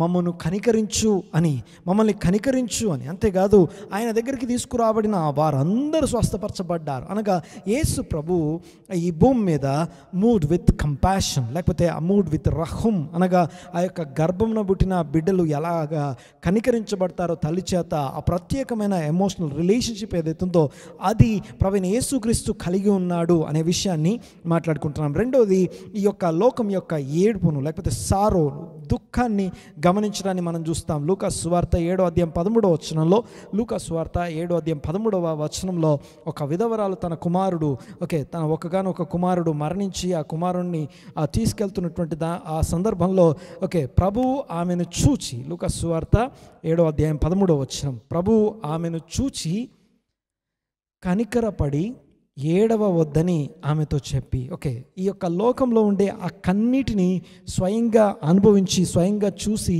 కనికరపడుతున్న యేసయ్య, దేవుని కుమారుడైన యేసయ్య. ఆ తర్వాత 3వ చూడండి ఒకసారి, వరల్డ్స్ హంగర్, ఆకలి విషయంలో కనికరపడడం మనం చూస్తాం. అనగా ఆ యొక్క 5,000 మంది 5 రొట్టెలు 2 చేపల్ని పంచిన సందర్భంలో ఆయన కనికరాన్ని, ఆకలి గురించినటువంటి కనికరాన్ని మనం చూస్తాం. ఆ తర్వాత చూడండి ఒకసారి, ఒకటి నొప్పి, బాధ, తర్వాత ఆ యొక్క డిసెబిలిటీ లేకపోతే ఆ యొక్క రోగము, ఆ యొక్క దయ్యాలు పట్టినప్పుడు పడుతున్నటువంటి ఆ శ్రమ గురించినటువంటి వారిని చూసి కనికరపడిన యేసయ్యను చూసాం. ఆ తర్వాత ఏడుస్తూ దుఃఖపడుతున్న వారి మీద ఆయన కనికరాన్ని మనం చూసాం. ఆ తర్వాత ఆకలిగా ఉన్న వారి మీద ఆయన కనికరాన్ని మనం చూసాం. ఆ తర్వాత వర్డ్స్ లోన్లీనెస్, అనగా ఎవరైతే కుష్ఠరోగం చేత ఆ యొక్క ఊర్లలో నుండి, వారి పట్టణాల నుంచి వెలివేయబడి ఊరు బయట నివసిస్తున్నటువంటి వారి మీద ఆయన కనికరపడ్డట్టుగా, దావీదు కుమారుడా మమ్మల్ని దాటిపోకయ్యా, మా మీద కనికరం చూపించు, have mercy upon us O Lord అని చెప్పి వారు కేకలేస్తున్నప్పుడు వారి కేకలకి ఆయన ఆగిన సందర్భాలు. ఆ తర్వాత లాస్ట్ అండ్ ఫైనల్ ఏంటంటే 9:36 చూడండి ఒకసారి. మత్తయి సువార్త 9:36 యేసు ప్రభు కనికరాన్ని బట్టి ఆయన పరిచర్య, కనికరాన్ని బట్టి ఆయన బోధ, కనికరాన్ని బట్టి ఆయన యొక్క అద్భుత ఆశ్చర్య కార్యాలు, స్వస్థతలు, సూచక్రియలు అన్నీ కూడా కనికరం మీద డిపెండ్ అయి ఉన్నాయి. కనికరంతో ఆయన కదిలినట్టుగా, కనికరంతో ఆయన మూవ్ అయినట్టుగా మనం చూస్తున్నాం. 9వ అధ్యాయం మత్తయి సువార్త 36 మనం చూస్తే, ఆయన జనసమూహములను చూచి వారిని కాపరి లేని గొర్రెల వలె విసికి చెదరి ఉన్నందున వారి మీద కనికరపడి. సో ఆ యొక్క విసికి చెదరి ఉన్న వారి మీద కనికరపడినటువంటి యేసయ్యని మనం చూస్తున్నాం. దేవునికి స్తోత్రం కలుగునుగాక. ద గాడ్ లేకపోతే ఈ యొక్క పరలోకపు తండ్రి, ద హెవెన్లీ ఫాదర్, పరలోకపు తండ్రి కనికరం కలిగిన వాడు అనే మాట మనం చూస్తాం.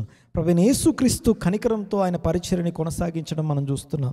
ఈవెన్ ఆయన శిలువ మీద వేలాడుతున్నప్పుడు నిన్ను నన్ను మైండ్లో పెట్టుకొని, అనగా మన పాప శిక్షని ఆయన మోస్తున్నాడు, తర్వాత తండ్రి ఆజ్ఞకి ఆయన లోబడుతున్నాడు.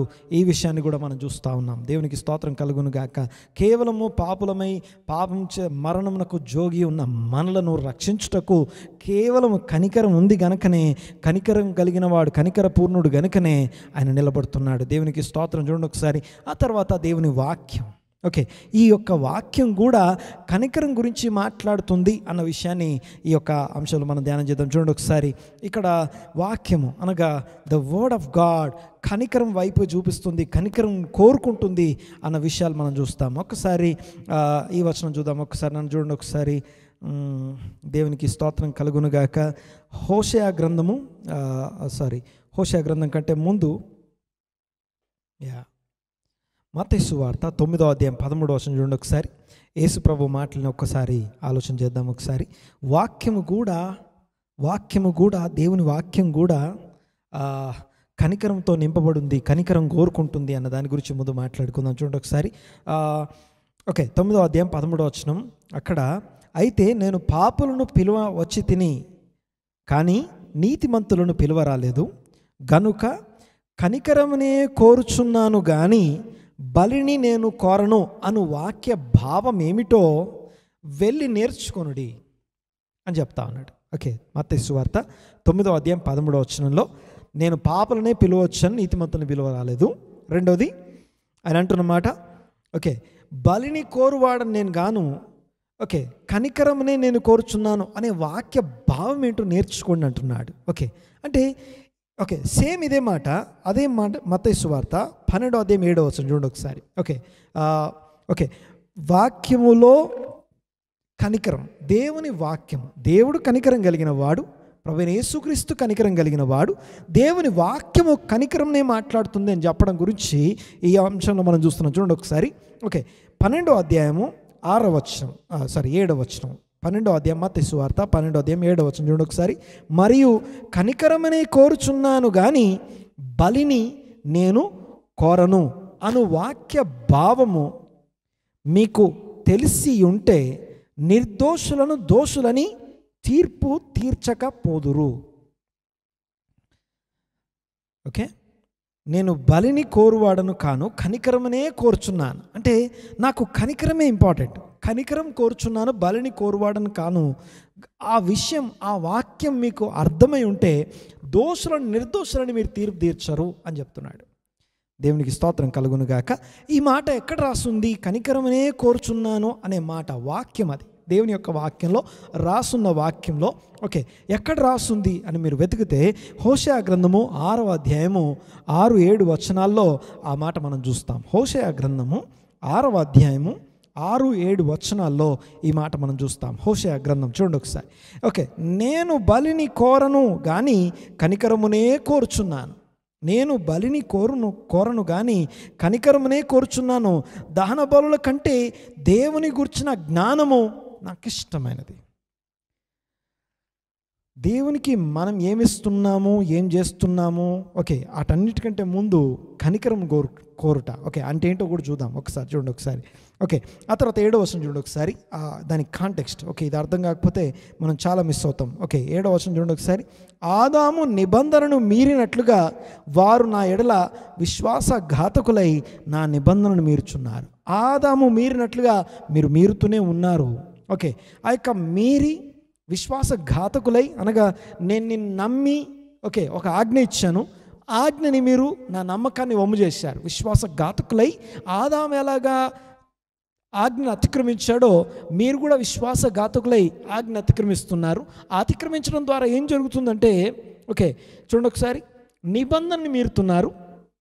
ఆ తర్వాత ఓకే, ఆ యొక్క మీరిన నిబంధన గురించి బలియాగం, ఓకే, ఏదో చెయ్యాలి కాబట్టి బలులు చేస్తున్నారు. ఓకే, కనికరమును నేను కోరుతున్నాను. ఓకే, దాని గురించి ఇంకా కొంచెం వివరంగా మాట్లాడుకొని చూడండి ఒకసారి. అదే మత్తయి సువార్తలో 23వ అధ్యాయం 23వ వచనంలో వాక్యం ఏం మాట్లాడుతుందన్న దాని గురించి చూస్తాను. చూడండి ఒకసారి. ఓకే, 23వ అధ్యాయం 23వ వచనం వాక్యము. ఓకే, మత్తయి సువార్త 23వ అధ్యాయం 23వ వచనం. అయ్యో వేషధారులైన పరిసయ్యులారా, మీరు పుదీనాలోను సోంపులోను జీలకర్రలోను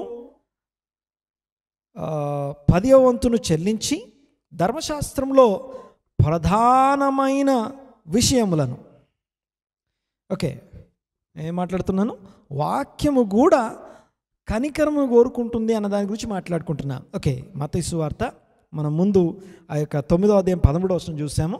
నేను కనికరమునే కోరుతున్నాను, బల్లి కోరలేదు.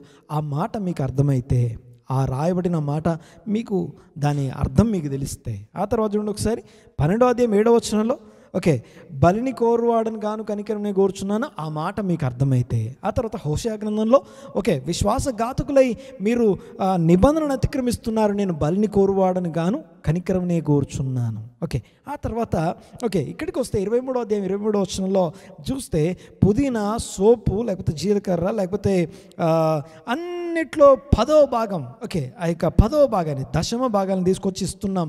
కానీ ధర్మశాస్త్రములో, ఓకే, ధర్మశాస్త్రంలో ప్రధానమైన అంశాలు, ప్రధానమైన విషయాలు 3 ఉన్నాయి. ఆ 3టిని మర్చిపోతున్నాం. అనగా ప్రధానమైన విషయాలుగా చెప్పబడే 3 విషయాలు. నంబర్ 1 న్యాయము అని ఉంది మనకు తెలుగులో, ఓకే, హీబ్రూలో మిష్ఫత్ అంటాం, ఓకే, న్యాయము అనగా మిష్ఫత్. రెండవది రహం లేకపోతే హసెద్, ఓకే, ఆ యొక్క కనికరము. ఒకటి న్యాయము, రెండవది కనికరము, మూడవది ఇమునా విశ్వాసం. మరొకసారి చూడండి ఒకసారి. నంబర్ 1 మిష్ఫత్, రహుం ఆర్ హసెద్, తర్వాత మూడవది ఇమునా అనగా విశ్వాసం. అంటే ధర్మశాస్త్రంలో ప్రధాన అంశాలు ఏంటి అట? ధర్మశాస్త్రంలో ప్రధానమైన న్యాయము అంటే మిష్వత్ అంటే న్యాయంగా నడుచుకొనుట అని అర్థం. అనగా దేవుని ఆజ్ఞలు న్యాయమైనవి. అనగా ఓకే, తల్లిదండ్రులను ప్రేమించాలి, తల్లిదండ్రులను సన్మానించాలనేది అదొక ఆజ్ఞ. ఓకే, ఆ ఆజ్ఞలో ఏముంది అంటే, ఓకే, అందులో న్యాయబద్ధమైనటువంటి మిష్వత్. ఓకే, చూడండి ఒకసారి. అలాగా ఏవేవి ఆజ్ఞలు న్యాయమైనవి ఉన్నవో ఆ న్యాయమైన వాటి ప్రకారం నడుచుకుంటూ, ఓకే, కనికరము అనగా రహం అనగా కనికరం అంటే అర్థం ఏంటంటే, ఓకే, ఎందుకు కనికరమనే కోరుచున్నాను, కనికరం గురించే వాక్యం చెప్తుంది. ఏంటిది అంటే జాగ్రత్తగా వినండి ఒకసారి. అనగా ఈ ఆజ్ఞలు అనుసరించడం ద్వారా నేను నీతిమంతుణ్ణి కాలేదు దేవా, నీ కనికరం కొరకు నేను ఎదుర్కొంటున్నా, నీ కనికరం కొరకు నేను ఎదురు చూస్తున్నానని కనికరం కొరకు ఎదురు చూసే వాళ్ళ కొరకు ఆయన ఎదురు చూస్తున్నాడు. తర్వాత దేవుని యొక్క కనికరం అనబడే యాట్రిబ్యూట్ ఏదైతుందో అది మనుషుల ద్వారా రిఫ్లెక్ట్ అవ్వడం కోసం ఆయన అనగా చూడండి ఒకసారి. దేవుడు తన పోలిక చొప్పున నరులు సృష్టించాడు. ఆయన కనికరపూర్ణుడై ఉన్నాడు. మనిషి కూడా కనికరపూర్ణుడు అయి ఉండాలి. ఆ కనికరపూర్ణత్వాన్ని కోల్పోతే ఇప్పుడు తిరిగి కనికరాన్ని మీలో కలుగు చేయడం కొరకు దేవుడు తన వాక్యం ఇచ్చాడు. దేవుడు ఆ ధర్మశాస్త్రంలో ప్రధానమైన అంశము న్యాయంగా నడుచుకుంటూ కనికరమని అనగా దేవుణ్ణి రిఫ్లెక్ట్ చేయడము, ఏమన్నా విశ్వసిస్తూ నడవడము. ఓకే, దేవునికి స్తోత్రం కలుగునుగాక. ఈ 3 ధర్మశాస్త్రం యొక్క ప్రధానమైన అంశాలని ప్రభువైన యేసుక్రీస్తు సర్టిఫై చేస్తున్న విషయాలు ఇవి. దేవునికి స్తోత్రం కలుగునుగాక. తర్వాత చూడండి ఒకసారి. ఓకే, ఇక పోతే దేవుని వాక్యంలో కనికరం గురించి చాలా స్పష్టంగా వ్రాసి ఉంది అని చెప్పడానికి ఇంకొక విషయాన్ని జ్ఞాపకం చేయాలి. చూడండి ఒకసారి. The word of God is compassionate అనే మాటని నేను గుర్తు చేద్దాం అనుకుంటున్నాను. దీని కొరకు ఒక చిన్న ప్యాసేజ్ ఉంది. దాని ముందు మనం ధ్యానం చేసిన తర్వాత మనం ముందుకెళ్దాం. చూడండి ఒకసారి. ఇది డ్యూట్రానమీ అనగా ద్వితీయోపదేశ కాండము 22వ అధ్యాయం 6-7 వచనాల్లో ఒక స్పెషల్ వర్డ్ని మనం చూస్తాం. డ్యూట్రానమీ ద్వితీయోపదేశ కాండము 22వ అధ్యాయము 6-7 వచనాలు. ఓకే, చూడండి ఒకసారి. అక్కడ ఏముందంటే, గుడ్లైనను పిల్లలైనను గల పక్షి గూడు చెట్టు మీదనే కానీ నేల మీదనే కానీ త్రోవలోనే కానీ నీకు కనబడిన ఎడల ఆ తల్లి పిల్లలనైనను గుడ్లనైనను పొదిగి ఉన్న ఎడల పిల్లలతో కూడా తల్లిని తీసుకొనక నీకు మేలు కలుగునట్లు నీవు దీర్ఘాయుష్మంతుడవగునట్లు అగత్యముగా తల్లిని విడచి పిల్లలని తీసుకొనవచ్చును. ఓకే, ఈ వాక్యం ఏంటిదో కొంచెం అర్థం చేసుకుందాం. చూడండి ఒకసారి. దేవుడు కనికరము గలవారు ధన్యులు అని అంటున్నప్పుడు కనికరము అనే మాటని అర్థం చేసుకోవడానికి ప్రయత్నం చేస్తున్నా. ఓకే, ఇక్కడ ఈ యొక్క వాక్య భాగాన్ని కొంతసేపు మాట్లాడుకుందాం. చూడండి ఒకసారి. ద్వితీయోపదేశ కాండంలో ఈ యొక్క 22వ అధ్యాయం 6-7 వచనాలు రాస్తున్న ఈ ఏమర్థమైందో నాకు తెలియదు, కానీ మీ అందరికీ నేను మొదటిసారి అది చదివినప్పుడు అసలు ఒక ముక్క కూడా నాకు అర్థం అవ్వలేదు. తల్లిని ఎందుకు వదిలేయాలి నేను? ఓకే, పిల్లల్ని ఎందుకు తీసుకోవాలి నేను? ఓకే, తెలుగులో మనకు చదివిన దాన్ని బట్టి అందులో ఏముందో, దేవుడు దేని గురించి ఆలోచిస్తున్నాడో, దేవుడు ఏం చేయమని కోరుతున్నాడో ఒక ముక్క అర్థం అవ్వలేదు. దేవునికి స్తోత్రం. ఆ తర్వాత ఈ యొక్క బైబిల్ని నేను ధ్యానం చేస్తున్న సందర్భంలో ఓకే, దేవుని యొక్క మాటని ధ్యానం చేస్తున్నప్పుడు కొన్ని విషయాలు నాకు అర్థమైన విషయాన్ని నేను మీతో షేర్ చేసుకుంటూ చూడండి ఒకసారి. ద్వితీయోపదేశ కాండము 21వ అధ్యాయము 10వ వచనం నుంచి 25వ అధ్యాయం 19వ వచనం వరకు ఇదొక పోర్షన్. ఓకే, ఇదొక భాగం.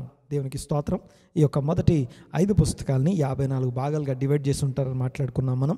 ఆ 54 భాగాల్లో ఓకే, ద్వితీయోపదేశ కాండము 21:10 నుంచి 25:19 వరకు ఇది ఒక భాగం. ఈ భాగం ఏదైతే ఉందో ఓకే, ఈ స్పెషల్ భాగం. ఓకే, దేవునికి స్తోత్రం.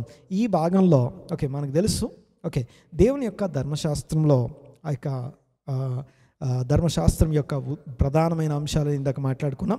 ఓకే, ధర్మశాస్త్రంలో 613 ఆజ్ఞలు ఉన్నాయి అని కూడా మనం మాట్లాడుకున్నాం. 613 ఆజ్ఞలు మెన్షన్ చేయబడ్డాయి. ఈ 613 ఆజ్ఞల్లో 70 ఆజ్ఞలు ఈ పోర్షన్లో ఉన్నాయి. అనగా ద్వితీయోపదేశకాండ 20:10 నుంచి 25:19 వరకు ఉండడం మనం చూస్తాం. తర్వాత చూడండి ఒకసారి ఈ యొక్క విషయంలో. ఓకే, చూడండి ఒకసారి ఆ ఆజ్ఞలన్నిటిలో మీరు గమనిస్తే దేవుని యొక్క ఆజ్ఞలు దేని గురించి మాట్లాడుతున్నాయి అంటే, ఒకటి ఫ్యామిలీ వాల్యూస్ గురించి మాట్లాడుతున్నాయి. అనగా కుటుంబ సంబంధాలు, అనగా ఇరుగు పొరుగుని ప్రేమించడం, తర్వాత ఒకరినొకరు రెస్పెక్ట్ చేయడం, దీని గురించి ఫ్యామిలీ వాల్యూస్ గురించి మాట్లాడడం చూస్తాం. ఆ తర్వాత యుద్ధాలు ఓకే ఎస్పెషల్లీ ఓకే ఇందులో చూడండి ఒకసారి ఓకే వార్స్, యుద్ధం జరిగేటప్పుడు ఎలాగా అనే విషయాలు ఈ యొక్క 70 ఆజ్ఞల్లో మనం చూస్తాం. ఆ తర్వాత క్లోదింగ్, ఆ యొక్క వస్త్రధారణ గురించినటువంటి విషయాలు చూస్తాం. దాని తర్వాత అగ్రికల్చర్కి సంబంధించినటువంటి ఆజ్ఞలు మనం చూస్తాం. ఓకే, చూడండి ఒకసారి.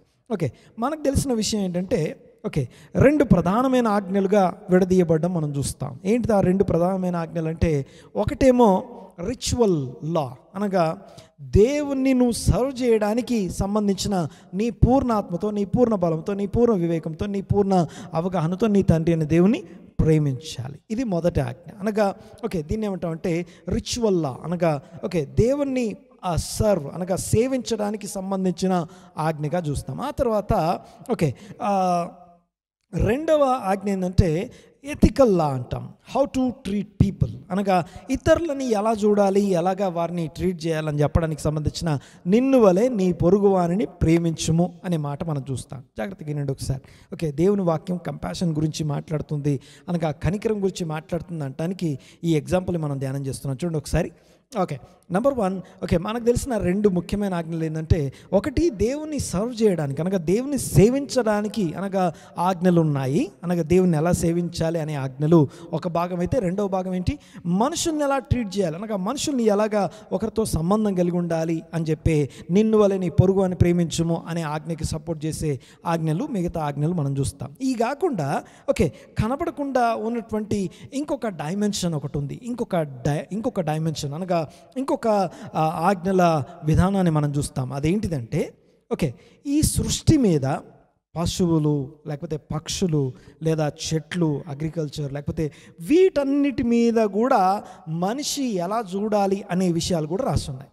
అవి కూడా ఆజ్ఞలు. ఓకే మరొకసారి చూడండి ఒకసారి.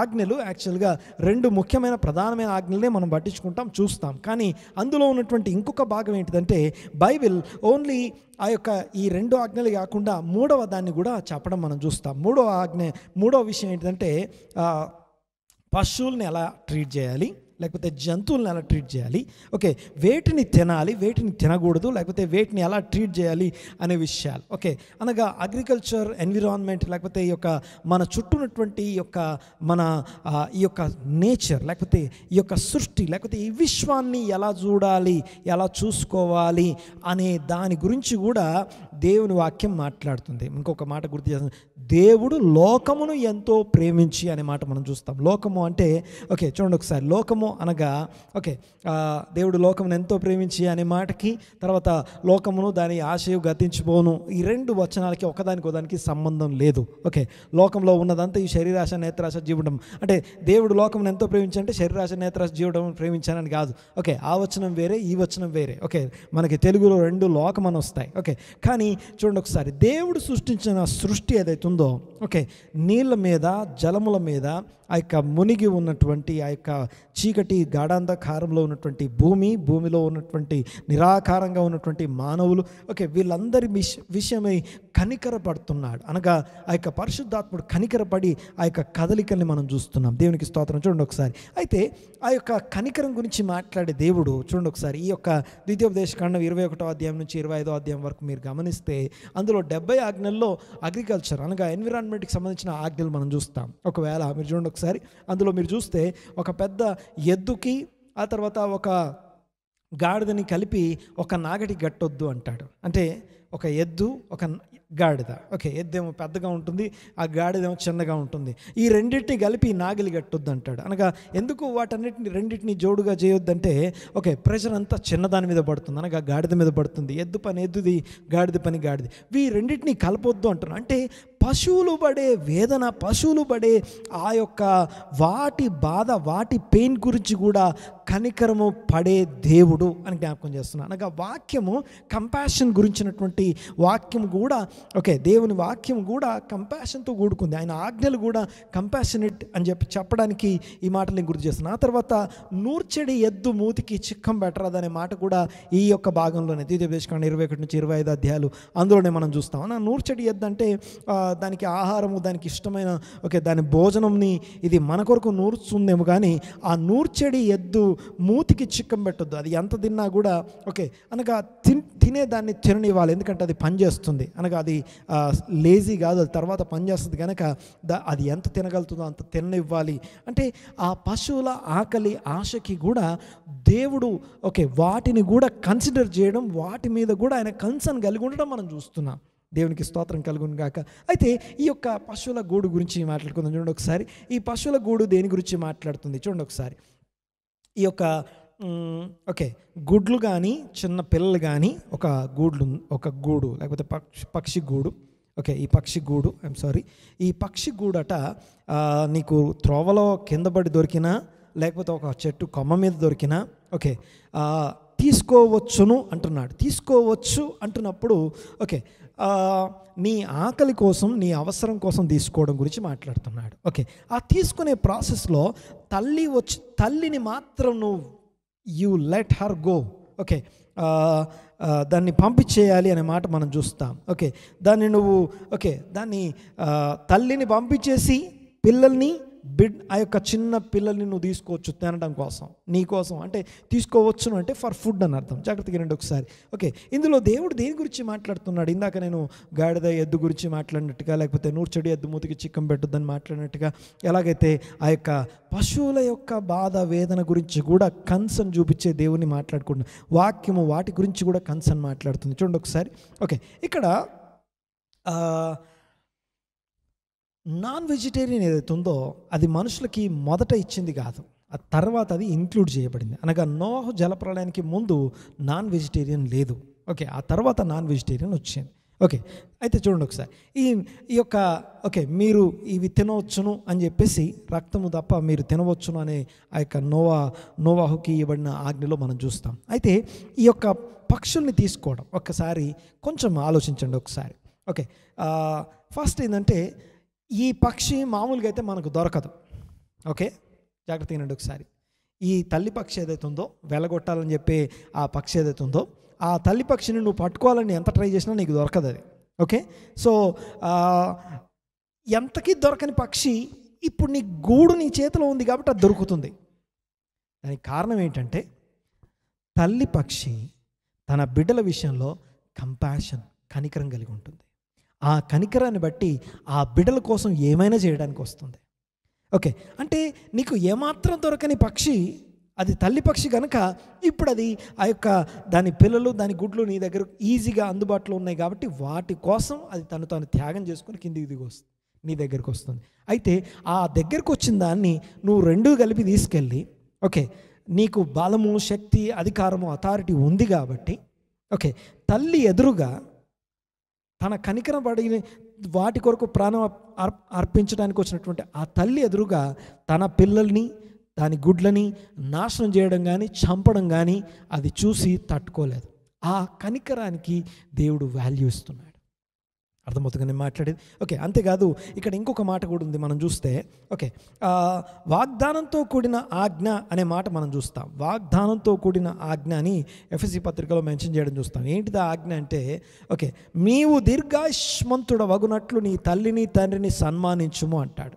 ఓకే, నా తల్లి నా తండ్రి వారు నా మీద కలిగి ఉన్నటువంటి స్పెషల్ ఎమోషనల్ రిలేషన్షిప్ ఏదైతే ఉందో అది కేవలము కనికరం, అది స్పెషల్ కనికరం. అనగా okay it is not just pity, జాలి, దయ కాదు, కానీ ఇది సంథింగ్ మోర్ ఎమోషనల్ రిలేషన్షిప్. అది ఆ రిలేషన్షిప్ విషయంలో ఓకే నీకు అది అర్థం కాదు కాబట్టి దేవుడు నీకు ఒక ఆజ్ఞ ఇచ్చాడు. ఏంటిది ఆజ్ఞ అంటే తల్లిని తండ్రిని సన్మానించము, ఎందుకంటే దీర్ఘాయుష్మంతుడవు. ఏ ఆజ్ఞకి అలాగా ఓకే యాడ్ చేయబడడం లేదు. అనగా ఓకే ఇది చేస్తే నేను నీకు ఇది ఇస్తా అని చెప్పిన ఓకే ఆ యొక్క వాగ్దానంతో కూడినటువంటి ఆజ్ఞలలో ప్రధానమైనది అని పిలువబడినటువంటి ఆ ఆజ్ఞలో ఓకే ఆ వాగ్దానం ఏంటిది అంటే లాంగ్జివిటీ, లేకపోతే నీ దీర్ఘాయుష్మంతుడవగునట్లు.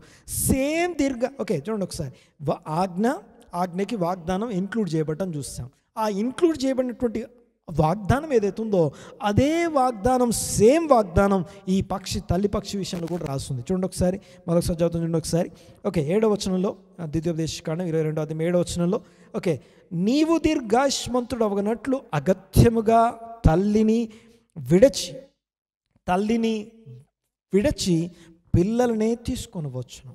దేవునికి స్తోత్రం. చూడండి ఒకసారి, ఓకే తల్లిని విడిచి పిల్లల్ని తీసుకొనవచ్చును. ఓకే ఇక్కడ జాగ్రత్తగా గమనించండి ఒకసారి. ఓకే ఈ యొక్క తల్లిని విడిచి పిల్లల్ని తీసుకొని వచ్చును అన్నప్పుడు ఓకే దేవుడు దేని గురించి మాట్లాడుతున్నాడు అంటే ఓకే అక్కడున్న వాగ్దానం, అనగా నీ తండ్రిని సన్మానించినప్పుడు ఏ వాగ్దానం అయితే ఉందో ఈ తల్లిని విడిచి పిల్లల్ని తీసుకున్నప్పుడు కూడా ఈ వాగ్దానం నీకు వస్తుంది అన్నప్పుడు ఈ ఆజ్ఞ ఆ ఆజ్ఞ రెండు సేమ్, అనగా సిమిలర్, ఒకే విషయాన్ని తెలియజేస్తున్నాయి అని అర్థం. చూడండి ఒకసారి, అంటే దేని గురించి అంటే అక్కడ తల్లిపక్షిని నేను వెళ్ళగొడుతున్నప్పుడు, తల్లిపక్షిని విడిచిపెడుతున్నప్పుడు నేనేం చేస్తున్నానంటే ఓకే తల్లిపక్షి పిల్లల మీద ఉండే ఆ ప్రేమ, ఆ ప్రత్యేకమైనటువంటి ఆ రిలేషన్షిప్ ఏదైతే ఉందో, ఆ కనికరం ఏదైతే ఉందో ఆ కనికరాన్ని ఓకే నేను రెస్పెక్ట్ చేస్తున్నాను. సేమ్ అలాగే ఇక్కడ తల్లిని తండ్రిని సన్మానించేటప్పుడు ఓకే దేవుడు నా పట్ల కలిగి ఉన్న కనికరాన్ని నేను రిఫ్లెక్ట్ చేసే విధంగా ఓకే చూడండి ఒకసారి, మనిషి పడిపోయాడు అన్నప్పుడు, మనిషి పాపి అయ్యాడు అన్నప్పుడు, అనగా కనికరం కలిగిన వాడు కనికరంను కోల్పోయాడు అంటే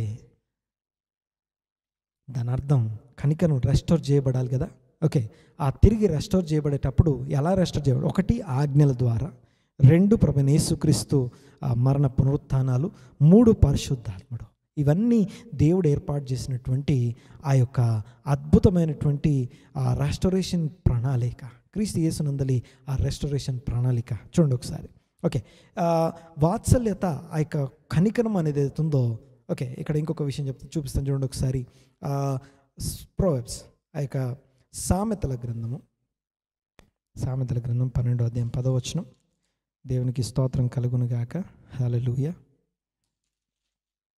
ఎస్, నీతిమంతుడు తన పశువుల ప్రాణమును దయతో కనికరముతో చూచును, భక్తిహీనుల వాత్సల్యం క్రూరత్వమే.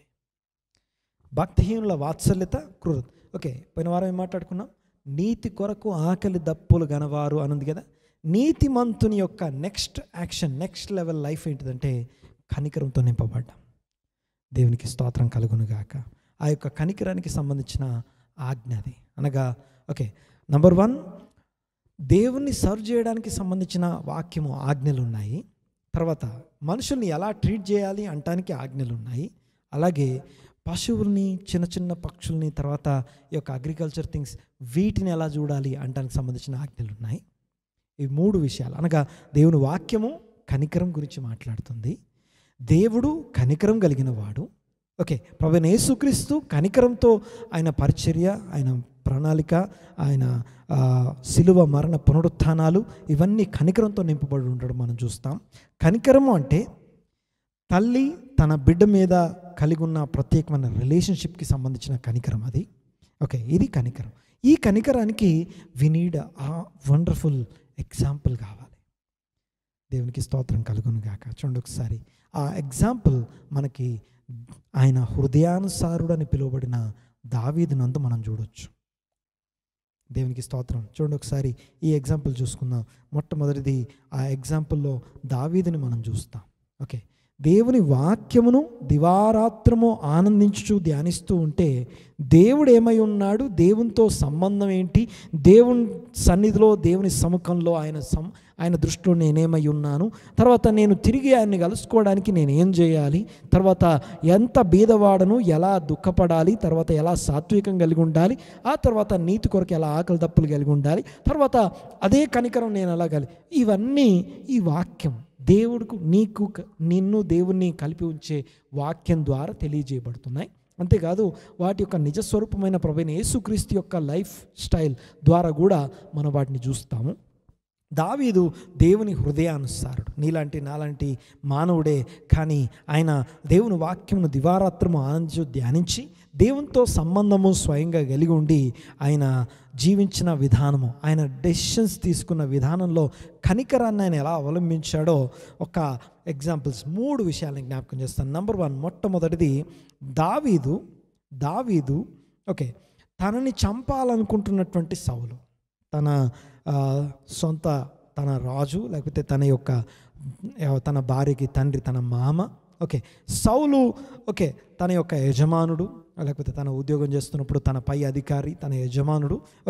సో ఇలాంటి పొజిషన్లో ఉన్నటువంటి సౌలు తనని చంపాలనుకుని ప్రయత్నం చేస్తున్నప్పుడు చావుకి భయపడి పారిపోతున్నటువంటి దావీదు ఒక రోజున సౌలు దావీదు ఒకే గుహలో కూర్చొని ఉండడం మనం చూస్తాం. 24వ అధ్యాయంలో మొదటి సమూయేలు గ్రంథము 24వ అధ్యాయంలో 24వ అధ్యాయం 3 నుంచి 6 వచనాల వరకు చదివితే మీకు అర్థమవుతుంది. చూడండి ఒకసారి. మార్గముననున్న గొర్రెల దొడ్డికి అతడు రాగా అక్కడ గుహ ఒకటి కనబడెను. అందులో సౌలు శంఖానివర్తికి పోగా దావీదును అతని జనులను ఆ గుహ లోపలి భాగమున ఉన్నారు.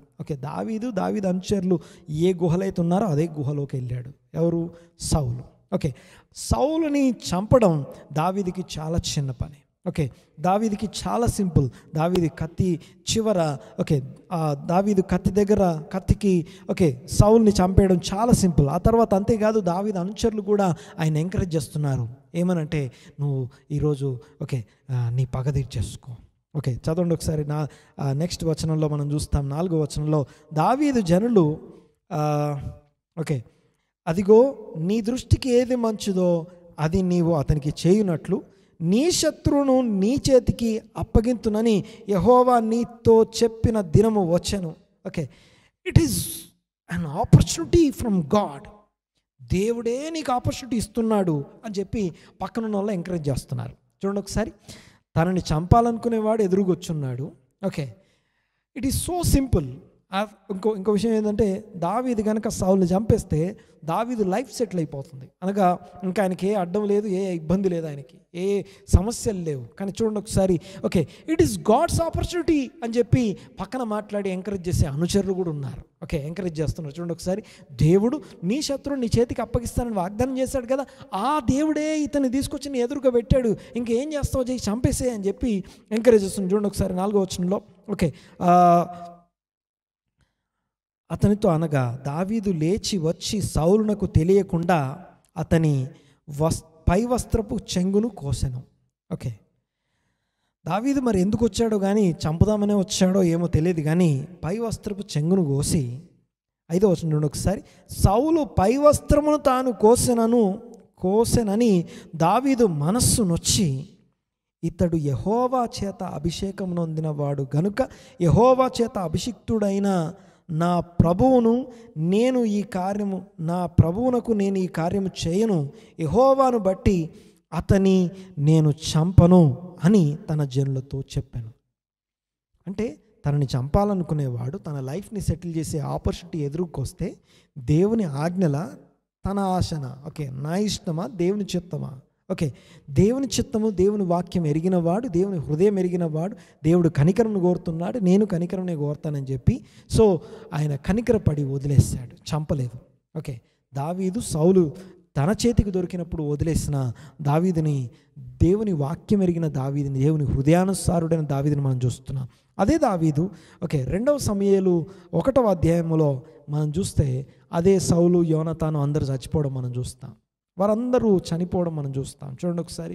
వారందరూ చనిపోయినప్పుడు ఆ చనిపోయిన సందర్భంలో మామూలుగా అయితే మనల్ని ఎవరన్నా హింసించి లేకపోతే మనల్ని కొంచెం ఇబ్బంది పెట్టి పక్కకి వెళ్ళిన తర్వాత వాళ్ళకి ఏదైనా అయితే మనం చాలా సెలబ్రేట్ చేసుకుంటాం, బాగైంది అంటాం, దేవుడు బాగా చేశాడు వాడికి అంటాం. కానీ అసలు విషయం ఏంటంటే, ఓకే, దావీదు తనని చంపాలనుకున్నవాడు చేతికి దొరికితే చంపలేదు, అది తర్వాత. కానీ వాళ్ళంతటా వాళ్ళే చనిపోయారు, అనగా యుద్ధంలో చనిపోయారు. సౌలు, యోనాతాను అందరూ చనిపోయినప్పుడు దావీదు ఏం చేస్తున్నాడంటే సెలబ్రేట్ చేసుకోవట్లా, ధనుర్గీతము, విలాప కీర్తన ఒకటి రాశాడు. ఓకే, ఇది మనకి 2వ సమూయేలు గ్రంథం 1వ అధ్యాయంలో 7 నుండి 27వ వచనం దాకా ఈ కీర్తన మనం చూస్తాం. ఆ కీర్తన ఎందుకంటే ఆ కీర్తన ఊరికే రాయలేదు. ఓకే, చూడండి ఒకసారి. అనగా ఆ యొక్క మరణించిన దేవుని యొక్క అభిషేకించబడినటువంటి సౌలు మరణానికి ఈయన విలాపం, అనగా ఏడుస్తూ దుఃఖంతో ధనుర్గీతం, అనగా విలాప కీర్తన, ఓకే, సాంగ్ ఆఫ్ లమెంటేషన్స్ అంటాం. ఆ యొక్క విలాప కీర్తన ఆయన రాయడం మనం చూస్తాం. ఆ మాటలో చూడండి ఒకసారి 17వ వచనంలో, యూదా వారికి అభ్యాసము చేయవలనని దావీదు సౌలును గూర్చి అతని కుమారుడు యోనాతాను గూర్చి ధనుర్గీతం ఒకటి చేసి దానిని బట్టి విలాపము సలిపెను. ఈ పాట రాసి, ఓకే, మనమైతే వాళ్ళంతటా మనల్ని చంపాలనుకున్నాడు వాడే చచ్చిపోతే సెలబ్రేట్ చేసుకుంటాం. కానీ దావీదు వాక్యము తెలిసిన వాడు, కనికరం కలిగిన దేవుని వాక్య ధ్యానం ద్వారా తెలుసుకొని ఆయనతో సహవాసం అనుభవించిన వాడు, ఆయన సౌలును చంపలేదు. అంతేకాదు, సౌలు చనిపోతే ఈయన పాట రాస్తున్నాడు. ఇక మూడోది ఏంటంటే 2వ సమూయేలు గ్రంథం 9వ అధ్యాయం 1వ వచనంలో మనం చూస్తే, యోనాతానును బట్టి ఉపకారం చూపుటకు, యోనాతానును బట్టి హసెద్, అనగా ఉపకారము చేపడానికి సౌలు కుటుంబంలో ఎవడైనా బ్రతికున్నాడా అంటాడు. ఓకే, ఈ 9వ అధ్యాయం స్పెషాలిటీ ఏంటంటే దావీదు యొక్క రాజ్యం స్థిరపడింది అని రాస్తుంది. మొదటిదేమో ప్రాణాలు చేతిలో పెట్టుకొని పారిపోతున్నప్పుడు చంపాలనుకున్నాడు, దొరికితే చంపలేదు. రెండోది వాళ్ళంతటా వాళ్ళే చచ్చిపోతే వాళ్ళ కోసం ఈయన పాట రాస్తున్నాడు. మూడోది ఈయన రాజ్యం సెటిల్ అయిపోయి, అన్ని యుద్ధాలు అయిపోయి సెటిల్ అయిపోయిన తర్వాత, ఓకే, తన రాజ్యం స్థిరపడిన తర్వాత వెంటనే ఏం చేయాలి మనం? ఓకే, మనం అనుకున్న డెస్టినేషన్ రీచ్ అయిన తర్వాత మనం ఏం చేస్తాం? కానీ దావీదు ఏం చేస్తాడో తెలుసా? నన్ను చంపాలనుకున్న ఆ యొక్క సౌలు కుటుంబానికి నేను ఉపకారం, మేలు చేయాలి. ఆ మేలు చేయడానికి నా దేవుడు, ఓకే, కనికరం కలిగిన దేవుడు, అలా కనికరం చూపించడానికి సౌలు కుటుంబంలో ఎవరైనా బ్రతుకున్నారా అని వెతకడం మొదలుపెట్టి, యోనాతాను కుమారుడైన 2 కాళ్ళు లేని ఆ యొక్క కుంటి వాడైనటువంటి మెఫీబోషెతుని తన కుమారుల్లో ఒకటిగా పెట్టుకొని కనికరం చూపిస్తున్నాడు. ఈ కనికరం కారణం ఏంటంటే దేవుడు కనికరం కలిగిన వాడు. ఇప్పుడు ఆయన వాక్యము నన్ను కనికరం కలిగినోడిగా మార్చాలి. దేవునికి స్తోత్రం కలుగునుగాక. Praise the lord. ఓకే, ఇంకొక ఉదాహరణ చెప్తాను చూడండి ఒకసారి. ఇప్పుడున్న ఇశ్రాయేల్ దేశాన్ని మీరు కనుక గమనిస్తే అనేక దేశాల మధ్య యుద్ధాలు జరగడం మనం చూస్తాం. ఇశ్రాయేల్ దేశంలో వాళ్ళు ఒకవేళ పైనుండి వాళ్ళు ఆ యొక్క ఎయిర్ స్ట్రైక్ చేయాల్సి వచ్చినప్పుడు వాళ్ళు చేసే మొదటి పని ఏంటంటే వార్నింగ్కి సంబంధించినటువంటి ఆ యొక్క పేపర్స్ని వాళ్ళు డిస్ట్రిబ్యూట్, అనగా ఆకాశం నుంచి చల్లడం చూస్తాం. మీరు ఇవి మనకి ఇశ్రాయేలీలు, ఇప్పుడున్నటువంటి ఇశ్రాయేల్ దేశము తాము యుద్ధం చేసేటప్పుడు ఆ యొక్క ఎయిర్ స్ట్రైక్ చేసే ముందు ప్రజలకి, తర్వాత అక్కడ ఉన్నటువంటి ప్రజలకి వార్నింగ్, అనగా ఓకే, ఆ యొక్క పత్రికల్ని వేయడం మనం చూస్తాం. వార్నింగ్ లెటర్స్ అక్కడ చల్లడం మనం చూస్తాం. అంతేకాదు, ఆ యొక్క టెర్రరిస్టులు ఎవరైతే ఉన్నారో వాళ్ళు తమని తాము కాపాడుకోవడం కోసం షీల్డ్, అనగా వాళ్ళు కప్పుకోవడం కోసం, కవర్ చేసుకోవడం కోసం చిన్నపిల్లల్ని అడ్డం పెట్టుకుంటారు. కారణం ఏమై ఉండొచ్చు?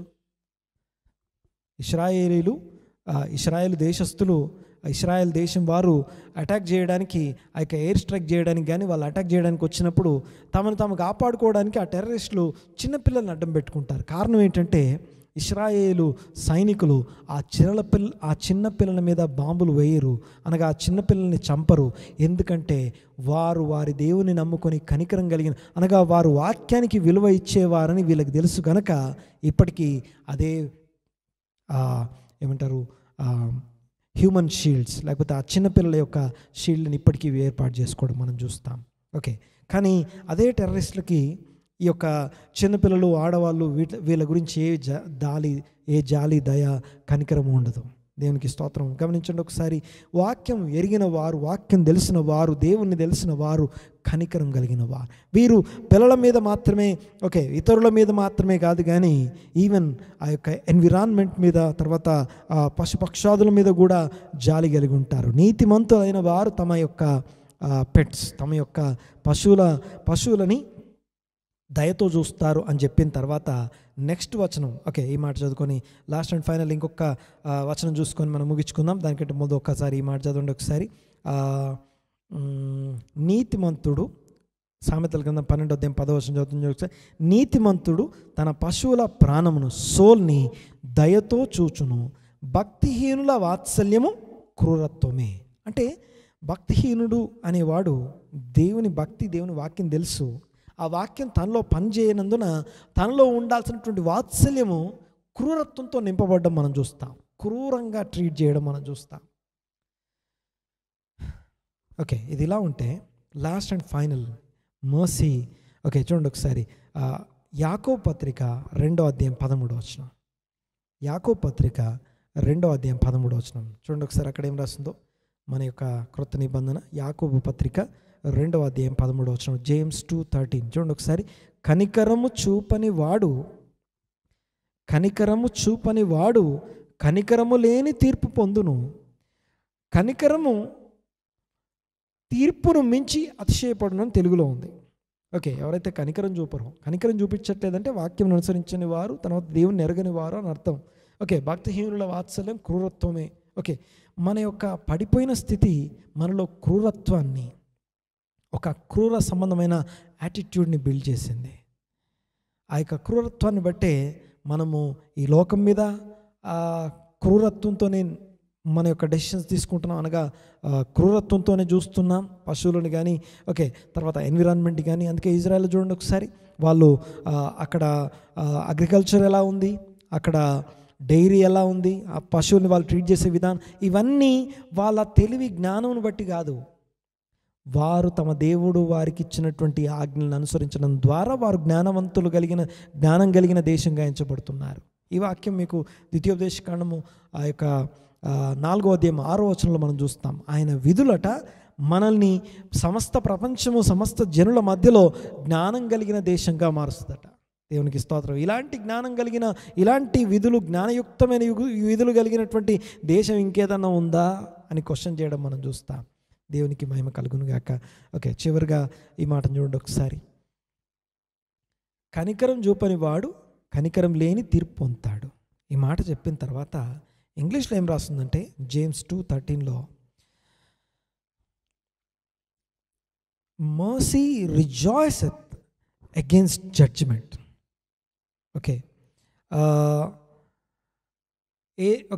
కనికరం లేకపోతే కనికరం లేని తీర్పు పొందుతారు. ఆ తీర్పును బట్టి కనికరము విజయం ఉంటుందట. విక్టరీ అనగా విజయం పొంది ఆ జడ్జిమెంట్ బట్టి సంతోషిస్తట. అంటే కనికరం చూపించాల్సిన వాళ్ళు కనికరం చూపించకపోతే కనికరం రోజు ఏడుస్తూ ఉంటుంది, అనగా దేవుని కనికరం రోజు. ఎప్పుడైతే కనికరము లేనివాడు కనికరం లేని తీర్పు పొందినప్పుడు కనికరం గెలుస్తుందట. సో ఫైనల్గా ఎవరు గెలుస్తారు అంటే కనికరం గెలుస్తుంది అని చెప్పడం.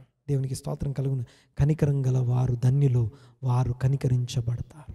అంటే నీ చుట్టూ ఉన్నటువంటి ప్రపంచం మీద, నీ చుట్టూ ఉన్న మనుషుల మీద దేవుడు ఆ యొక్క గర్భములో పుట్టిన బిడ్డ తల్లి మధ్య ఉన్నటువంటి కనికరం ఎలాంటి స్పెషల్ రిలేషన్షిప్ ఉంటుందో అలాంటి రిలేషన్షిప్లో ఉన్నాడు కనుక ఈ ఆజ్ఞలు, ఈ విధులు, ఈ కట్టడలు, ప్రభువైన యేసుక్రీస్తునందలి రక్షణ భాగ్యము, తర్వాత పరిశుద్ధాత్మ యొక్క అభిషేకం, పరిశుద్ధాత్మని యొక్క నడిపింపు, ఆయన కృపకి మూలమగు పరిశుద్ధాత్ముడు ఆ కనికరాన్ని మనలో రోజు పుట్టిస్తున్నాడు.